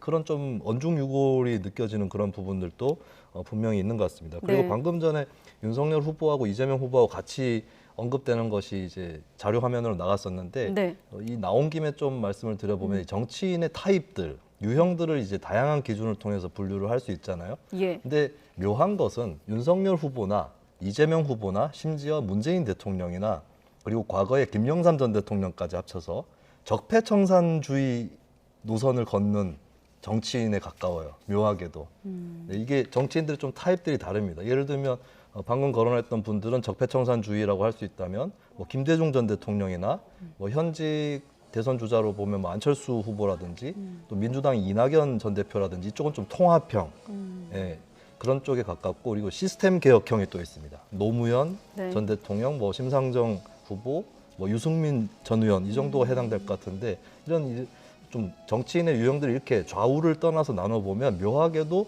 이재명 후보나 윤석열 후보나 집권하면 적폐라고 하는 것을 칠 것 같은 그런 이미지로 지금까지 왔던 것이고, 문재인 대통령은 비교적 이미지는 온건해 보이지만 적폐청산주의라는 게 특히 집권 초반에 강하게 드러났던 그런 정치인이거든요. 네. 이 세 명의 정치인이 묘하게 모였다라고 하는 것이 또 이번에 좀 진풍경인 것 같습니다. 네, 알겠습니다. 그 부분에는 이제 시점의 문제는 있는 것 같아요. 왜냐하면 그 국정농단 사태라든가 이런 거 막 겪고 나서 이제 문재인 대통령이 적폐청산을 얘기하고 그것을 윤석열 후보가 당시에 이제 검사로서 이제 좀 실행했던 그러한 이제 인물인데, 네. 지금은 이제 어떤 국면이냐면 그 당시에 이제 적폐청산 수사에 대해서 지금의 어떤 이 민주당 지지자들은 그때 그게 필요했고 뭐 더 강하게 했어야 된다 이런 의견을 가지신 분들도 있을 거고 뭐 이럴 텐데, 그때 보수 정권 그리고 보수 언론 그리고 다소 이제 좀 중도적인 스탠스를 가지고 있었던 수많은 사람들이 그 얘기를 했습니다. 이게 적폐청산을 너무 과하게 하는 거 아니냐. 그래서 일부 부작용도 일어나가지고 뭐 어떤 사람들은 좀 비극적으로 좀 목숨을 끊기도 하고, 그리고 전직 대통령이 두 사람이 모두 이렇게 감옥에 가고 하는 게 큰 불행 아니냐. 그리고 이것 때문에 이후에 다시 정치 보복의 악순환이 이루어질 수 있는데 이 적폐청산 잘못된 거 아니냐. 이런 목소리를 많이 냈던 게 지금의 보수 정치거든요. 근데 지금 윤석열 후보가 어쨌든 그 당사자인데, 그걸 추진했던 당사자인데 네. 그 보수 정치의 대선 후보가 지금 돼 있는 겁니다. 그 윤석열 후보로서는 오늘 이거를 수습을 할 수밖에 없는 게, 이게 보통 이제 문재인 대통령하고 윤석열 후보하고 1대1로 부딪혀가지고 문재인 대 윤석열 구도를 지금 만들어서 정권 교체 여론을 극대화시키는 것도 뭐 선택을 못할 선택지는 아니에요. 그래서 그것만 보면 오늘 이렇게 수습을 하지 않아도 됐을 텐데 그래도 수습을 할 수밖에 없었던 거는 결국은 보수층 입장에서는 그 당시 그 적폐청산 수사 했던 거 그 다시 떠올릴 수밖에 없는 그런 요인이 하나가 있는 데다가 또 반대로 여당 지지층이 결집할 것은 또 불을 보듯 뻔한 것이고 그리고 이 중도층의 경우에는 피곤한 점이 있는 것이죠. 분명히 이 정권 초기에 적폐청산을 뭐 한다고 굉장히 시끄러웠는데 네. 또 다음 정권에서 반복되는 거냐에 대해서는 우려를 할 수밖에 없는 것이기 때문에 네. 종합적으로 봤을 때 오늘은 그런 이 정치 보복이라든가 그런 얘기가 아니고 문재인 대통령하고도 생각이 다른 게 아니다. 이 정도의 수습을 하는 걸로 이제 선택을 해서 좀 리스크를 최소화시킬 필요가 있었다라고 볼 수 있는 그런 내용들인 겁니다. 네, 일단 좀 정리해 보면 적폐 수사 발언이 나왔고 거기에 대해서 정치 보복이다라고 이제 여당 쪽에서 입장을 내놓고 그러니까 또 청와대가 개입을 하니까 선거 개입이다라는 입장이 나왔고 청와대는 여기에 대해서 정당한 반론권이다라는 입장까지 좀 요약을 좀 할 수 있을 것 같은데 일단 야당 입장을 좀 정리해봤거든요. 이준석 대표 같은 경우는 야당에만 극대노하는 선택적 분노이다라고 했고 이양수 대변인 부당한 선거 개입이다라고 공세를 하고 있는데 어떻게 좀 볼 수 있을까요? 저는 선거 개입이라고 하는 기준이랄까요? 가치 이런 것이 굉장히 소모적이라고 봅니다. 대통령 정치인인 것이고 한국은 좀 이상하게 대통령에게 그때그때 초월적이고 초정치적인 걸 요구할 때가 많은데 정치인이라는 걸 기억을 해야 됩니다. 이게 정권 바뀔 때마다 여당, 야당들이 서로 다른 얘기를 하는 대표적인 사례가 예를 들면 선거를 앞두고 대통령이 어디 방문을 합니다. 그럼 선거에 영향을 끼치기 위해서 방문했다라고 야당은 공격을 하고 여당은 그럼 대통령 뭐 하란 말이냐 이렇게 봤죠. 근데 여야가 바뀌면 똑같이 얘기를 합니다. 그러니까 과거의 자신과 똑같은 얘기를 하는 게 아니라 여당이 옛 여당과 같은 얘기를 하고 야당이 옛 야당하고 같은 얘기를 해요. 예, 이런 것이 한국 정치의 좋지 않은 모습이었었는데 네. 선거 개입 이런 거는 특정한 기준이 없어요, 사실. 그럼 대통령은 이제 발언을 하면 안 되는 건가? 이 얘기까지도 거슬러 올라갈 수 있는 부분이고 그래서 선거 개입이라는 기준으로 판단을 하기보다는 적절했느냐 이걸 따지는 게 맞을 것 같아요. 그럼 이 사안만 놓고 봤을 때 청와대가 말하는 논리, 정당한 반론권이라는 입장에 대해서는 어떻게 보십니까? 저는 반론을 할 수는 있다고 보는데 이런 격한 반응은 옳지 않다. 그러니까 격하기 때문에 옳지 않다는 것이 아니고 사실 윤석열 후보의 진위가 뭔지 이런 부분들 좀 더 따져볼 만한 부분들이 분명히 있었습니다. 근데 거기에 대해서 인내심이 굉장히 하락한 상태에서 더 들어보지 않고 지르는 이런 행위에 대해서 그리고 대통령이 사실 문재인 대통령 특유의 스타일하고도 관련이 있는데 보통 이런 적이 없었거든요. 근데 이렇게 되면 국민들이 좀 불안해할 수 있다라고 하는 것도 미리 이제 본인들이 좀 스스로 유념을 했었어야 되는 그런 네. 부분이고 이게 전반적으로 안 좋아진 것이 일단은 윤석열 후보가 저는 기자회견을 오늘 한 거는 좀 바람직했다고 봐요. 근데 그거 아니었다면 이 판이 이제 50대 50으로 정치판을 갈라치는 이 모양으로 갈 뻔했다는 것이죠. 그리고 거기에 불행하게도 대통령이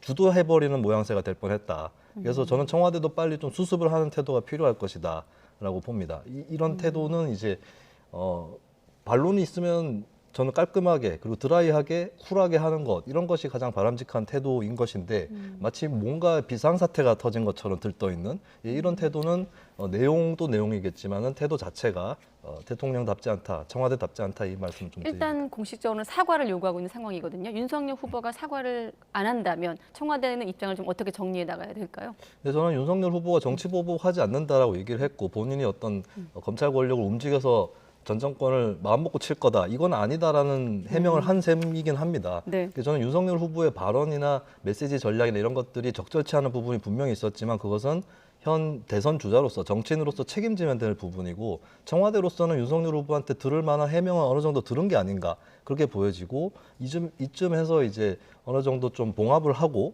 이제 미래를 내다보는 선거로 가자 이 메시지를 청와대가 내놓는 것이 바람직하지 않나 그렇게 보입니다. 네, 같은 질문을 또 김평론가님께 드리겠습니다만 좀 얹어서 지금 문재인 정부 적폐 수사를 하겠다라고 이제 윤석열 후보가 발언을 하니까 문재인 정부 전직 장차관들도 집단 반발을 하고 있고 뭐 현재 여권 내 인사들은 물론이고요. 좀 합쳐서 어떻게 보십니까? 지금 청와대나 여당이 이 사안에 대해서 어떻게 좀 대선 국민에서 입장을 정리해 가야 될까요?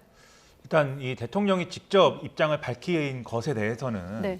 이게 뭐 칭찬받을 일은 아니에요, 분명히. 이게 어떤 전범으로 삼거나 이게 굉장히 뭐 훌륭한 일이라고 평가할 문제는 아니죠. 네. 야당 대선 후보에 대해서 어쨌든지 간에 직접적으로 이제 대통령이 언급을 해서 정적인 시비거리를 만든 것 자체는 바람직한 일이 아닌데, 다만 이제 그렇게까지 이어지는 과정에 어떤 빌미를 분명히 이제 윤석열 후보가 이제 제공한 부분이 있기 때문에 오늘 이 정도의 윤석열 후보의 언급이 나왔으면은 제가 볼 때는 그냥 이 상황에서 김수민 평론가님 말씀대로 정리를 하는 게 합리적이라고 보고요. 청와대와의 관계는 그렇습니다.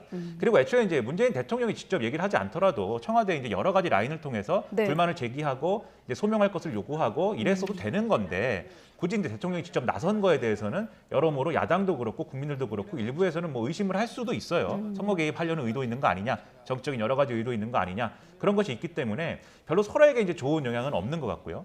이제 여당의 대응에 대해서는 저는 여당의 입장에서는 또 이것도 정치적으로 판단을 하는 상황이 될 수밖에 없기 때문에 이 갈등을 최대한 좀 끌고 가고 싶은 마음이 지금 분명히 있다고 생각을 합니다. 여당 입장에선. 그렇죠. 네. 이 갈등을 끌고 가는 걸 통해서 지금의 이제 여당의 지지층을 좀 결집을 시키고, 지금 이제 여당 지지층의 어떤 트라우마라고 할 수 있는 노무현 전 대통령 관련한 그런 비극 이런 것들을 떠올리게 해서 좀 지금의 어떤 좀 선거에 있어서 분위기가 좀 안 좋은 상황을 반전시켜 보려는 거 아니냐, 네. 이런 이제 의심을 할 수가 있겠는데, 저는 이제 이 선거 국면이기 때문에 이런저런 계산도 있을 수 있고 뭐 여러 가지 뭐 수가 나올 수도 있다고 보지만, 제가 볼 때는 노무현 전 대통령 얘기를 너무 많이 하는 거는 오히려 역효과가 있을 수 있다고 생각을 합니다. 이게 너무 정서적으로 접근하는 것이고, 네. 유권자들이 볼 때 이것도 노무현 전 대통령의 어떤 그 비극을 또 자기 편끼리 이용하는 거 아니야? 이런 이제 의심을 가질 수 있는 맥락이 분명히 있어요. 그래서 오늘 그와 관련된 발언들이 뭐 좀 나왔는데 내일부터는 그런 발언은 좀 자제하는 게 좋고요. 다만 이제 윤석열 후보가 부적절한 얘기를 인터뷰를 통해서 한 거에 대해서는 저는 뭐 여당 입장에서는 충분히 문제 제기하고 거기에 대해서 정치적인 어떤 또 공세를 펼 수 있는 그런 상황이 조성이 된 거는 또 분명한 사실이다, 이렇게 네. 봅니다. 짧게 좀 여쭤보면 내일부터라고 하셨거든요. 내일 토론이 있어요. 토론 자리에서 이 문제가 쟁점이 될까요? 윤석열 후보 입장, 이재명 후보 입장에서 지금 이 구도를 어떻게 좀 활용할까요? 토론에만 놓고 봤을 때? 저는 이재명 후보가 분명히 이 얘기 꺼낸다고 생각하고요. 그래서 이제 정치 보복을 하겠다는 것이냐부터 시작해서 이제 이 윤석열 후보가 해놓은 인터뷰는 이제 지면으로 나간 것이기 때문에 네. 그걸 되돌릴 수가 없는 것이잖아요. 그래서 그 인터뷰 내용에 있는 여러 가지 이제 대목들이 있습니다. 예를 들면 특정 검사를 언급을 해서 이 검사는 서울중앙지검장 해도 되는 검사이고 굉장히 유능한 검사이고 독립운동 하듯이 이렇게 하는 검사이다라고 네. 언급한 게, 이게 과연 검찰 인사라는 차원에서 이 문재인 정권의 검찰 인사가 굉장히 비정상적이었다고 윤석열 후보와 그 주변 사람들이 굉장히 강하게 문제 제기했었는데 네. 똑같은 상황 벌어지는 거거든요. 윤석열 정권에서 이렇게 따지면 그거 그냥 그러면 의도한 것이냐, 그런 걸 의도하고 있는 것이냐, 이렇게 공격할 수 있고 이렇게 쟁점을 만들려고 할 것인데, 윤석열 후보 입장에서는 오늘 한 거에, 오늘 기자회견한 거의 스탠스를 그대로 유지하는 게 전 중요하다고 생각합니다. 그런 거 아니고 분명히 이제 검찰 인사나 또는 수사 지휘나 이런 것들에 개입할 마음이 전혀 없고 이런 부분에 있어서는 이 민주당이 이 자부하는 대로 적폐청산 수사가 필요해서 했다는 거에 준하는 그런 정도의 얘기를 한 것이다라는 것을 얘기를 하면서 인터뷰에서는 진위가 다소 부적절하게 표현됐다라는 거를 인정하는 수준에서 마무리를 하면 될 문제 아닌가 생각합니다. 네, 내일 토론에서 이거는 뭐 분명히 쟁점이 될 수밖에 없을 거라고 봐요. 그리고 뭐 적폐청산이라는 용어 말고 정치보복이라고 더 강한 용어를 가지고 할 거냐 말 거냐 뭐 이런 얘기들이 오고 갈 텐데, 일단은 메시지에서 부적절하거나 지나쳤거나 하는 부분들은 수습하는 자리가 돼야 될 것 같고요. 네. 저는 바라건대 정책 토론의 장이 돼야 된다고 생각을 합니다. 그러니까 윤석열 후보도 유념을 해야 될 것이, 윤석열 후보 본인은 또 윤석열 후보 지지층은 윤석열 후보를 부상케 했던 그 힘, 원동력, 가치가 검찰의 중립성과 독립성이라고 생각을 할 겁니다. 네. 근데 어쨌든 윤석열 후보의 본이라든지 이런 게 어쨌든 간에 윤석열 후보가 검사 출신이라는 것이 검찰총장 하다가 얼마 안 돼서 대선에 도전하는, 그리고 대통령이 만약에 된다고 했을 때는 여기에 대해서 또다시 검찰의 중립성, 독립성이 침해되는 거 아니냐는 그런 걱정이 나올 수 있는 거거든요. 네. 그다음에 윤석열 후보도 뭐 청와대 민정수석실 폐지 이 정도에 머무르는 것이 아니라 검찰 인사라든지 법무부 인사라든지, 예를 들면 이건 하나의 예인데 뭐 법무부 장관이나 검찰총장의 비검찰 출신을 임명하겠다. 그러니까 비검찰이라는 게 꼭 바람직하다고 볼 수는 없겠지만 적어도 윤석열 후보라는 그 특징을 미뤄봤을 때는 그 정도 조치를 취해줌으로써 검찰의 독립성, 중립성을 지켜가 주겠다라고 하는 이런 식의 어떤 정책, 여기에 대해서 윤석열 후보가 준비를 해오든 아니면 타 후보가 제기를 하든 간에 이런 정책적인 토론으로 좀 승화될 필요가 있다. 네. 이 말씀을 드립니다. 이 문제에 대해서 심상정 후보나 또 안철수 후보가 어떻게 언급할지도 궁금한데 토론회는 또 내일 지켜보기로 하고 자 적폐 수사 발언 논란에 대해 짚어봤는데 자 윤석열 후보 고등교육에 대한 어떤 해법을 제시하는 대목에서 또 이를테면 구설에 올랐거든요. 어떤 발언이 어떻게 문제가 되고 있는지 먼저 발언부터 들어보도록 하겠습니다.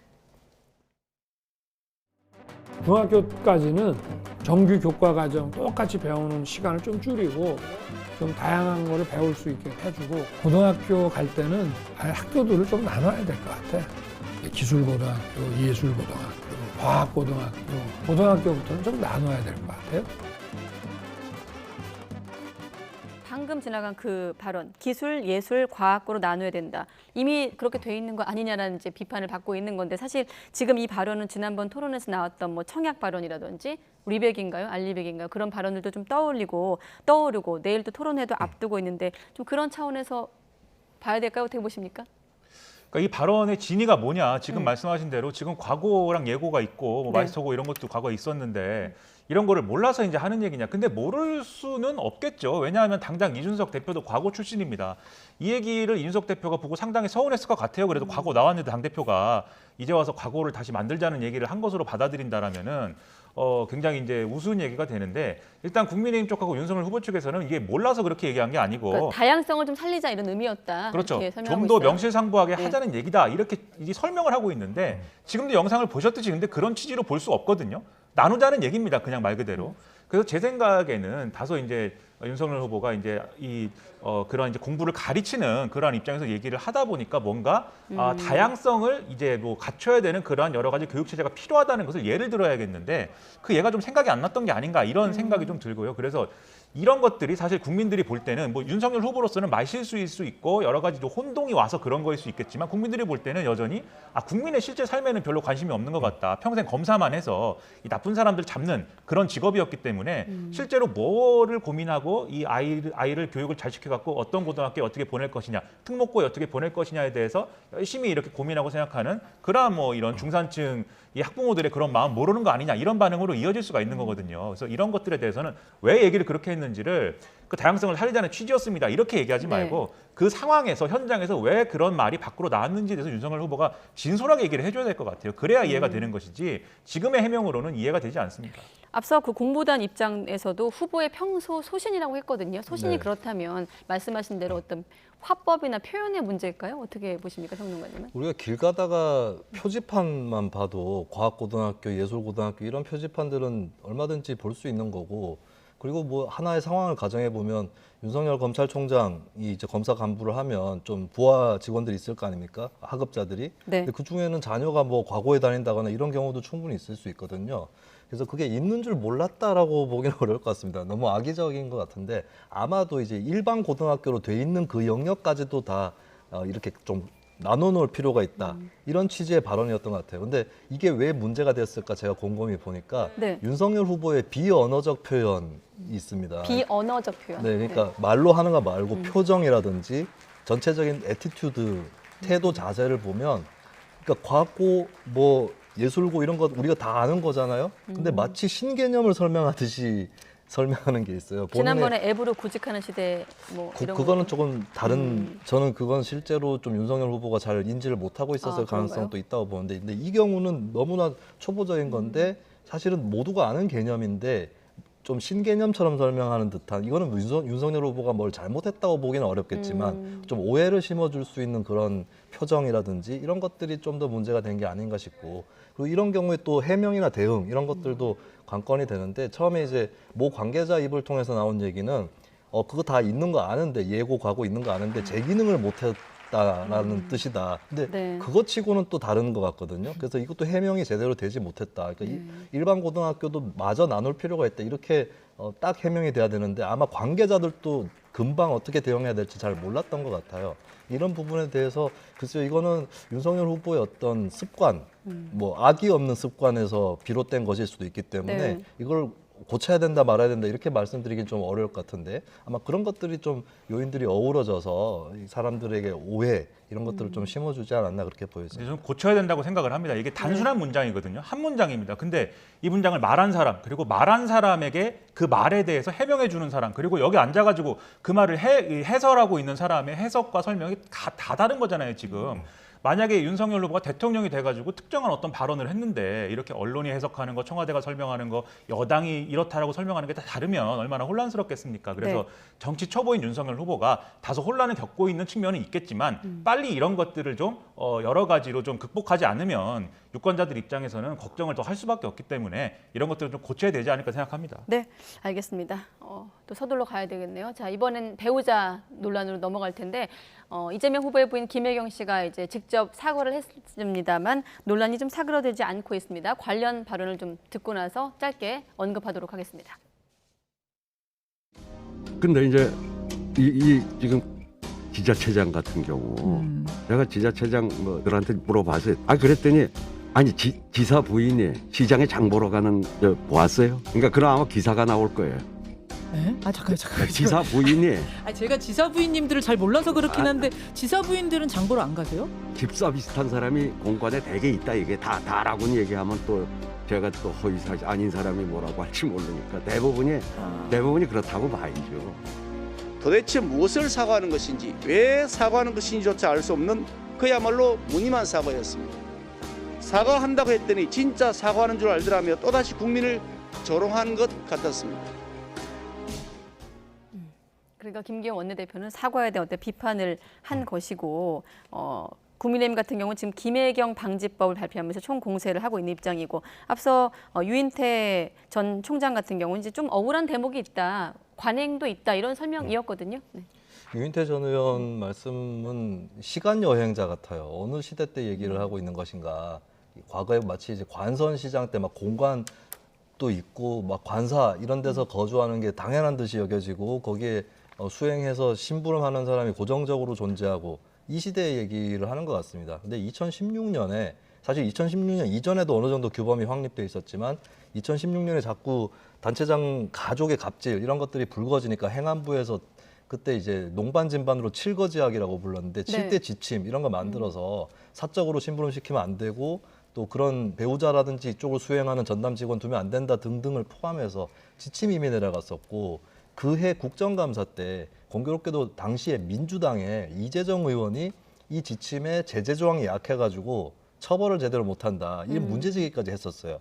예, 그것이 벌써 6년 전의 일입니다. 네. 근데 그거 굉장히 어느 시대 때인지 80년대 얘기인지 90년대 얘기인지 모를 그 말씀을 좀 유인태 전 의원께서 워낙 유인태 전 의원은 정치 경험이 풍부하시고 경륜이 있으신 분이기 때문에 어떻게 보면 방송에 출연하실 때도 이거 보면 내가 알아 약간 이런 게 있을 수도 있다고 봐요. 그래서 사안을 제대로 살피시지 못하시고 예, 그 정도의 일이라고 그냥 생각을 하신 게 아닌가. 유인태 전 의원답지 않다. 좀 그런 말씀 드립니다. 네, 지금 배우자 검증 논란, 배우자 리스크 관련해서는 좀 계속 여야가 공세를 좀 주고받는, 공수를 주고받는 좀 국면이 반복되고 있거든요. 수세에 몰리니까 민주당 같은 경우는 또 김건희 씨의 도이치모터스 주가 조작 의혹 수사를 촉구하며 공세를 하고 있는 상황인데 대선을 27일 앞둔 시점에서 배우자 검증 논란은 어떻게 좀 변수로 작용할까요? 변수로 계속 이어질까요?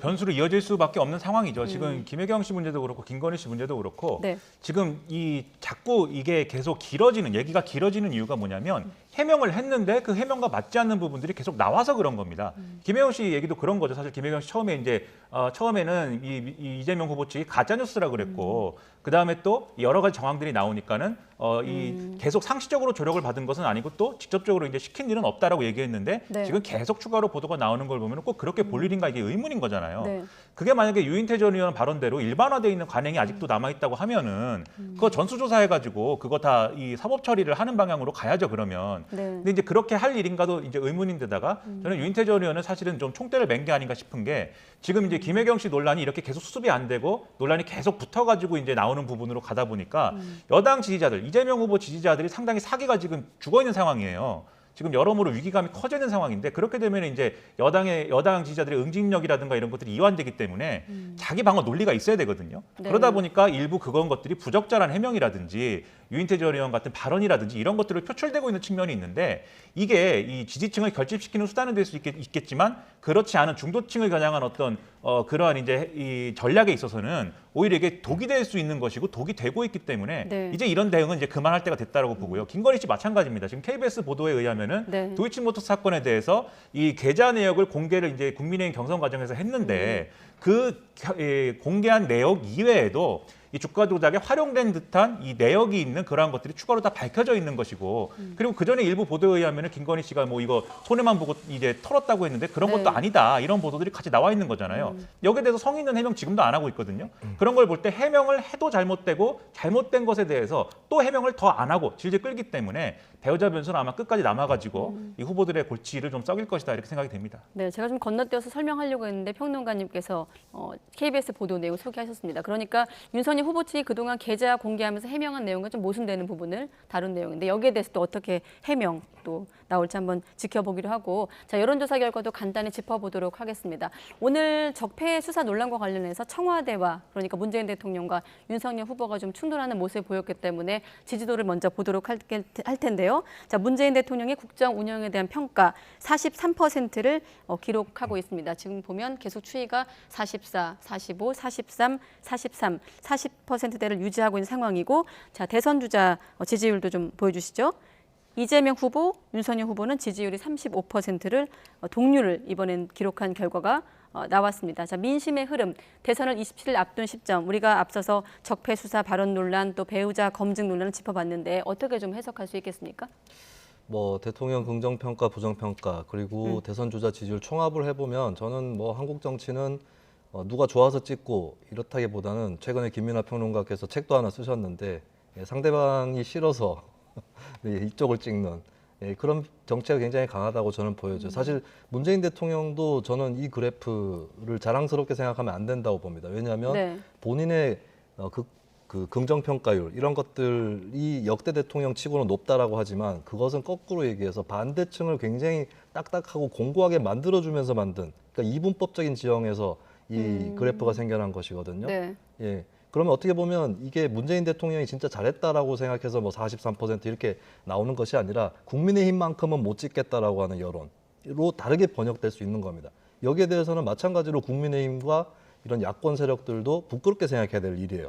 예, 지금 정치가 결국에 한쪽이 싫어서 다른 한쪽을 억지로 찍고 있는 이런 현상들이 나타나고 있는 것이고 윤석열 후보도 높은 정권 교체 여론을 다 등에 업지 못하고 뭐 다 등에 업는 것은 애초에 힘들었다 할지라도 거기에서도 굉장히 격차가 나는 그런 지지율을 보여주고 있는 것. 이것은 이제 이런 이분법적인 정치 지형에서 한쪽을 강요하는 이 문화가 있고 또 그 속에서 억지로 누군가를 지지하거나 혹은 어쩔 줄 몰라 하는 우리 국민들의 안타까운 처지가 드러나 있는 그런 것이 이런 여론조사에서 그대로 나타나고 있다고 봅니다. 네, 지금 보신 조사 결과 전국 지표조사 같은 경우는 7일, 8일, 9일 조사한 결과거든요. 사실 앞서 윤석열 후보의 적폐 수사 발언 논란이 반영이 됐는지까지는 잘 모르겠습니다만 지금 이 기점을 이후로 그런 발언들이 좀 흐름을 좀 바꾸는 계기가 될까요?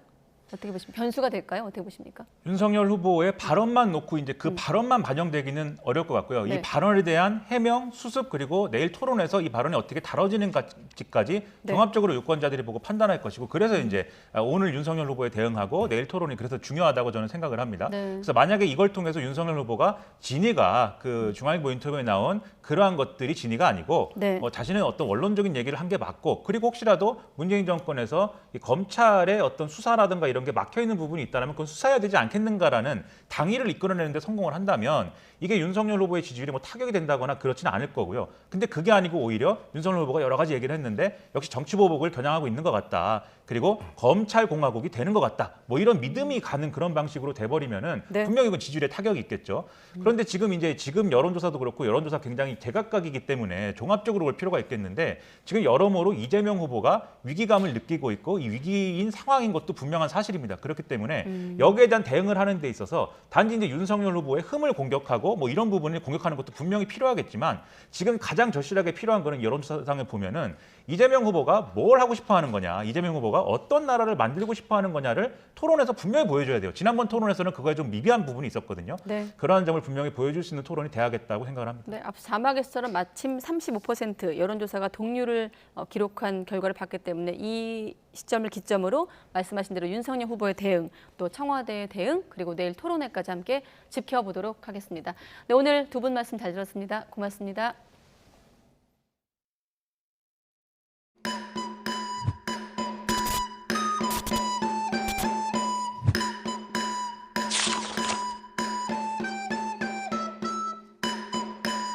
네, 안녕하세요. 박정민입니다. 아쉽게 실패해서 너무 아쉬웠는데 또 마침 오징어 게임에서 저랑 비슷하게 하시더라고요. 저희 초등학교 앞에 가면 애들이 다 핥아먹고 있었어요. 충격적인 장면은 아니었고 그걸 모른다는 게 충격적이에요. 빨리 만들지 이걸 얼마나 넣어야 돼? 이거를 처음 발명해내신 분은 뭐 하시는 분이었을까? 이게 뭐야? 이게 뭐야?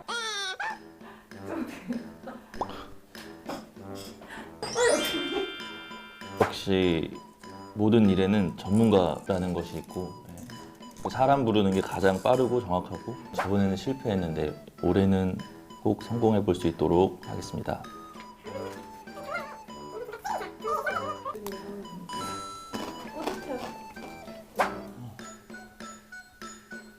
그렇지, 그렇지,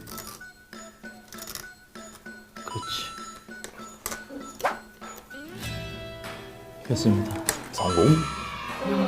뽑기 성공했는데요. 여러분들도 이번 대선 성공적인 투표 되시길 바라겠습니다. 액자 해놔야지. 보트 4 자유, 보트 4 코리아.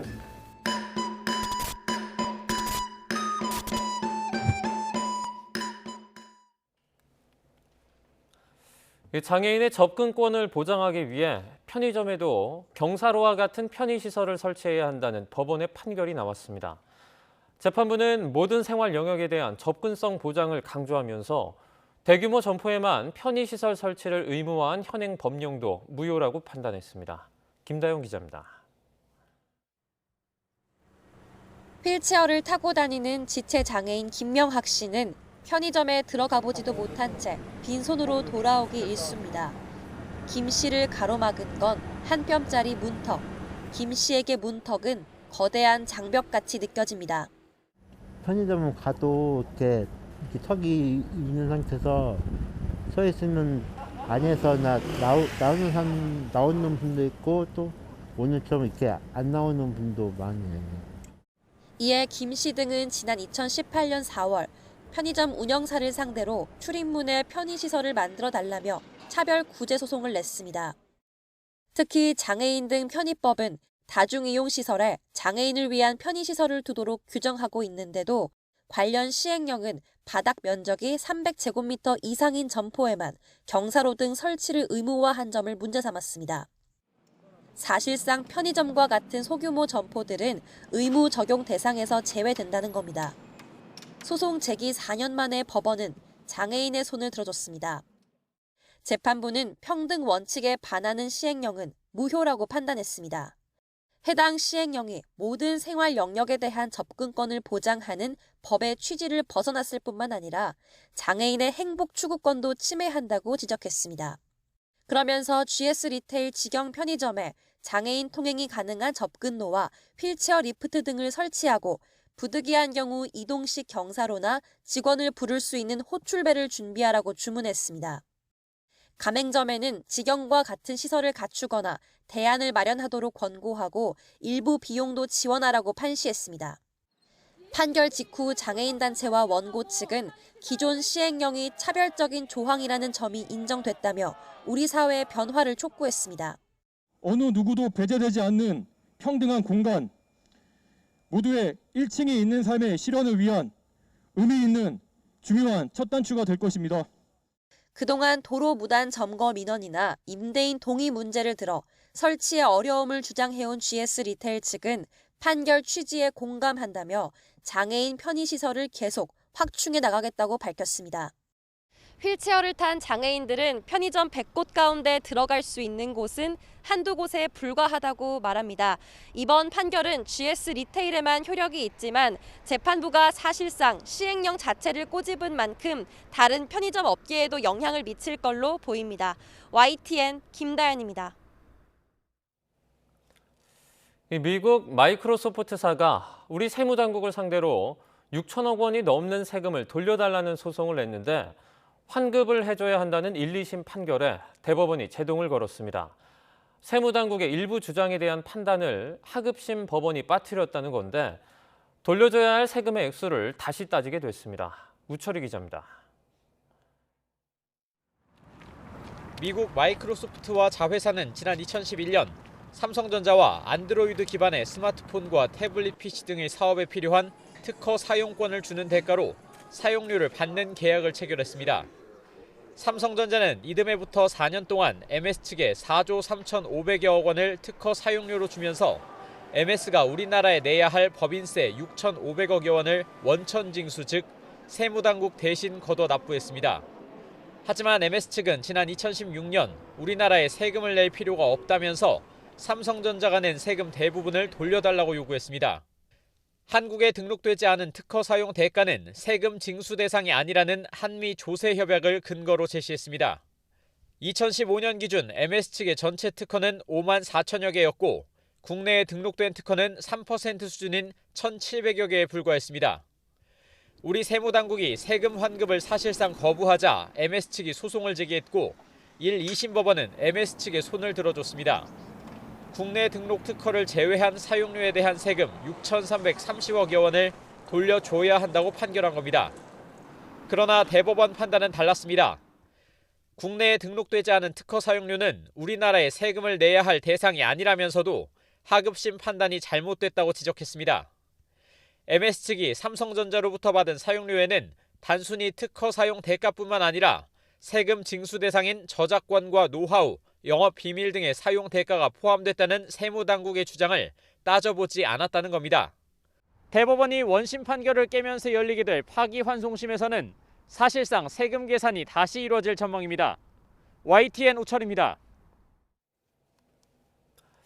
폭력 조직들이 새벽 시간 장례식장 앞에서 집단 난투극을 벌인 뒤에 CCTV까지 떼가버리는 일이 있었습니다.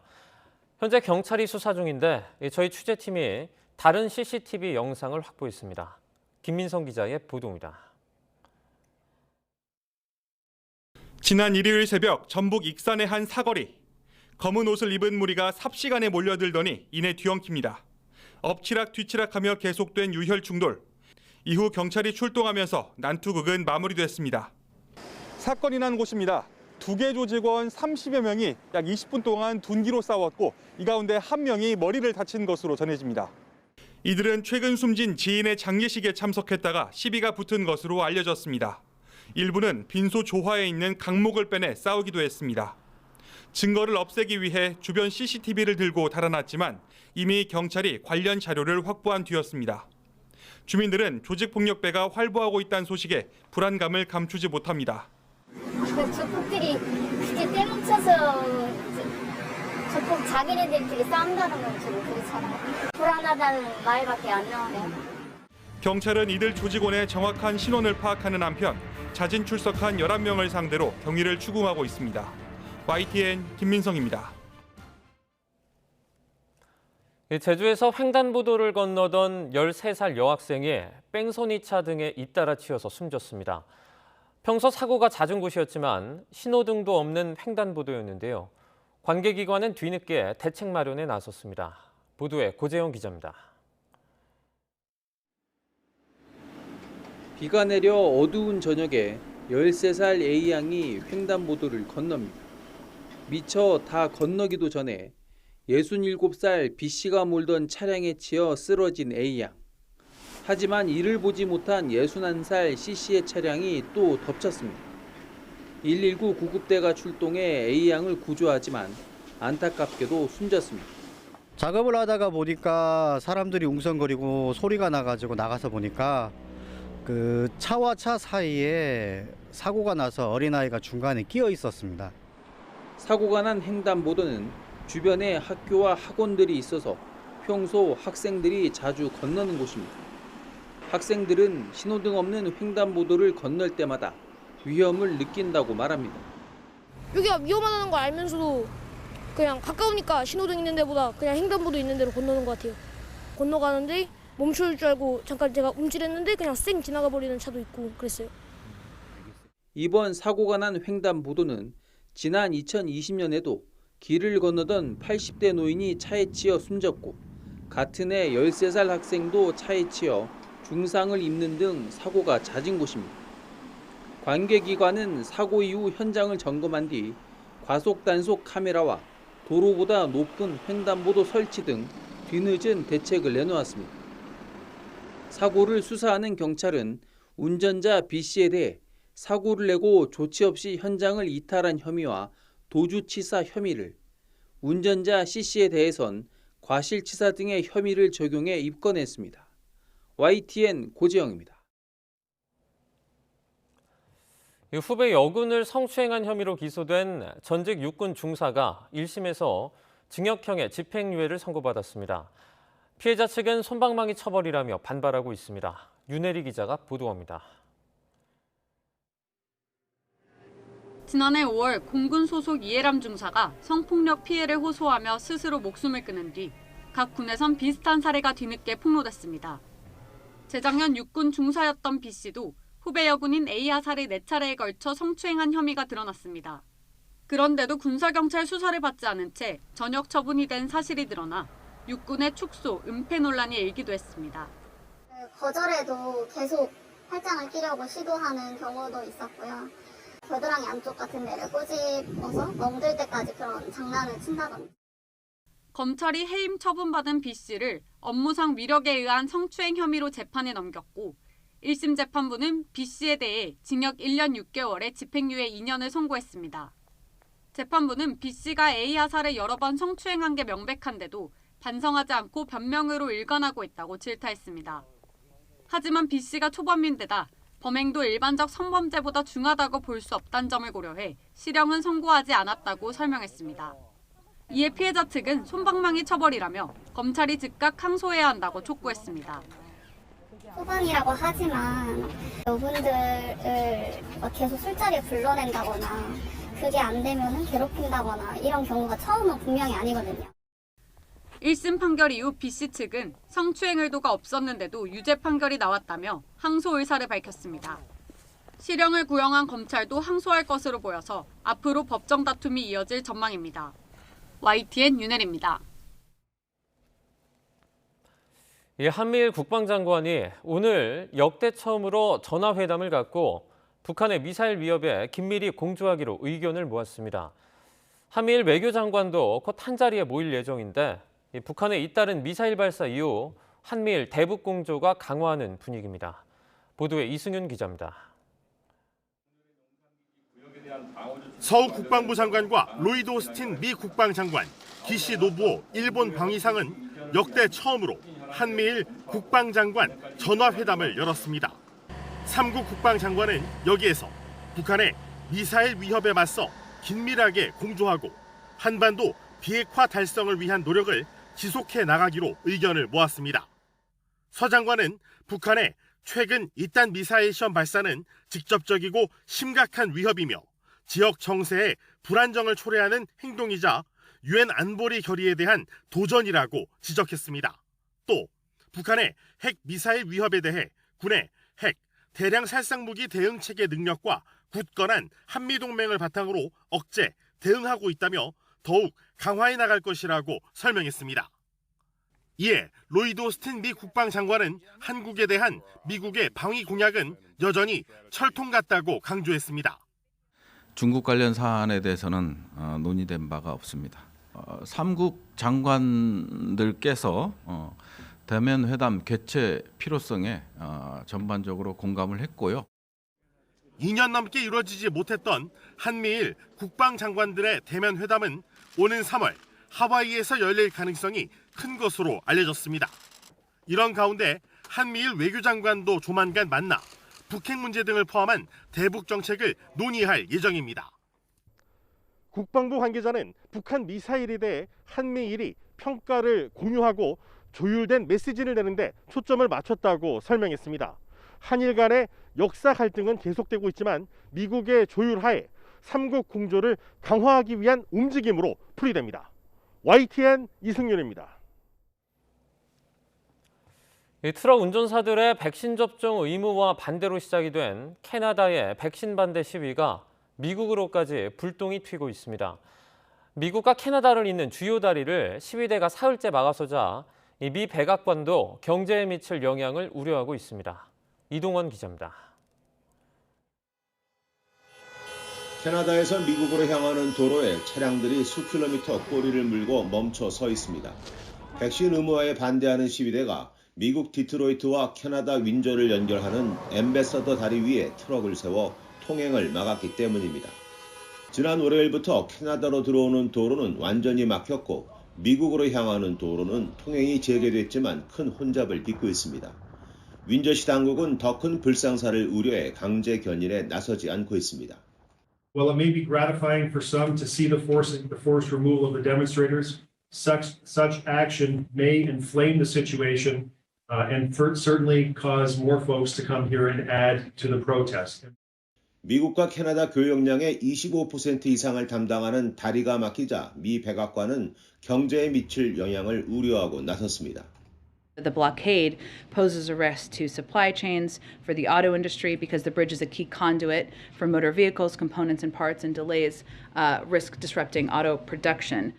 트럭 운전사들의 백신 반대 시위가 2주 가까이 이어지는 가운데 트루도 캐나다 총리는 정부의 정책은 과학과 데이터에 따를 뿐 시위대가 거리와 다리를 막는다고 달라지지 않는다며 강경 입장을 고수했습니다. 하지만 주정부 차원에서 코로나 관련 방역 규제를 해제하는 주가 늘고 있습니다. YTN 이동원입니다.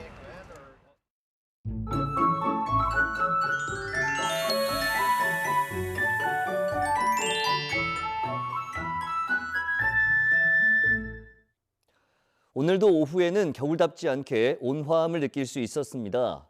예년 기온을 2도에서 4도가량 웃돌았는데 내일은 오늘보다 기온이 더 오릅니다. 아침에도 서울 기온이 영하 2도로 오늘보다 높아 추위가 덜하겠고 낮 기온도 8도로 오늘보다 높아 조금 더 온화하겠습니다. 내일도 대체로 맑겠지만 중서부와 호남, 대구는 공기가 탁하겠습니다. 이 지역에 계시는 분들은 호흡기 건강 관리 철저히 해주시기 바랍니다. 또 서울과 동쪽 지방을 중심으로 건조특보도 계속되고 있습니다. 불이 날 가능성이 높은 만큼 화재 예방에도 신경 써주시기 바랍니다. 내일 아침 기온 예년과 비슷하거나 조금 높겠습니다. 서울 영하 2도, 대전 영하 4도, 광주 영하 1도, 부산 2도로 예상됩니다. 낮 기온은 예년보다 3도에서 5도가량 높겠습니다. 서울 8도, 대전 11도, 광주 12도, 부산 12도로 예상됩니다. 주말에도 비교적 온화하겠지만 전국적으로 공기가 탁하겠고 휴일에는 제주도와 남부, 영동에 비가 오겠습니다. 영동은 밤사이 비가 눈으로 바뀌면서 많은 눈이 쏟아질 전망입니다. 날씨 정보였습니다. 이상으로 YTN 뉴스나이트 마치겠습니다. 함께해 주신 여러분 고맙습니다.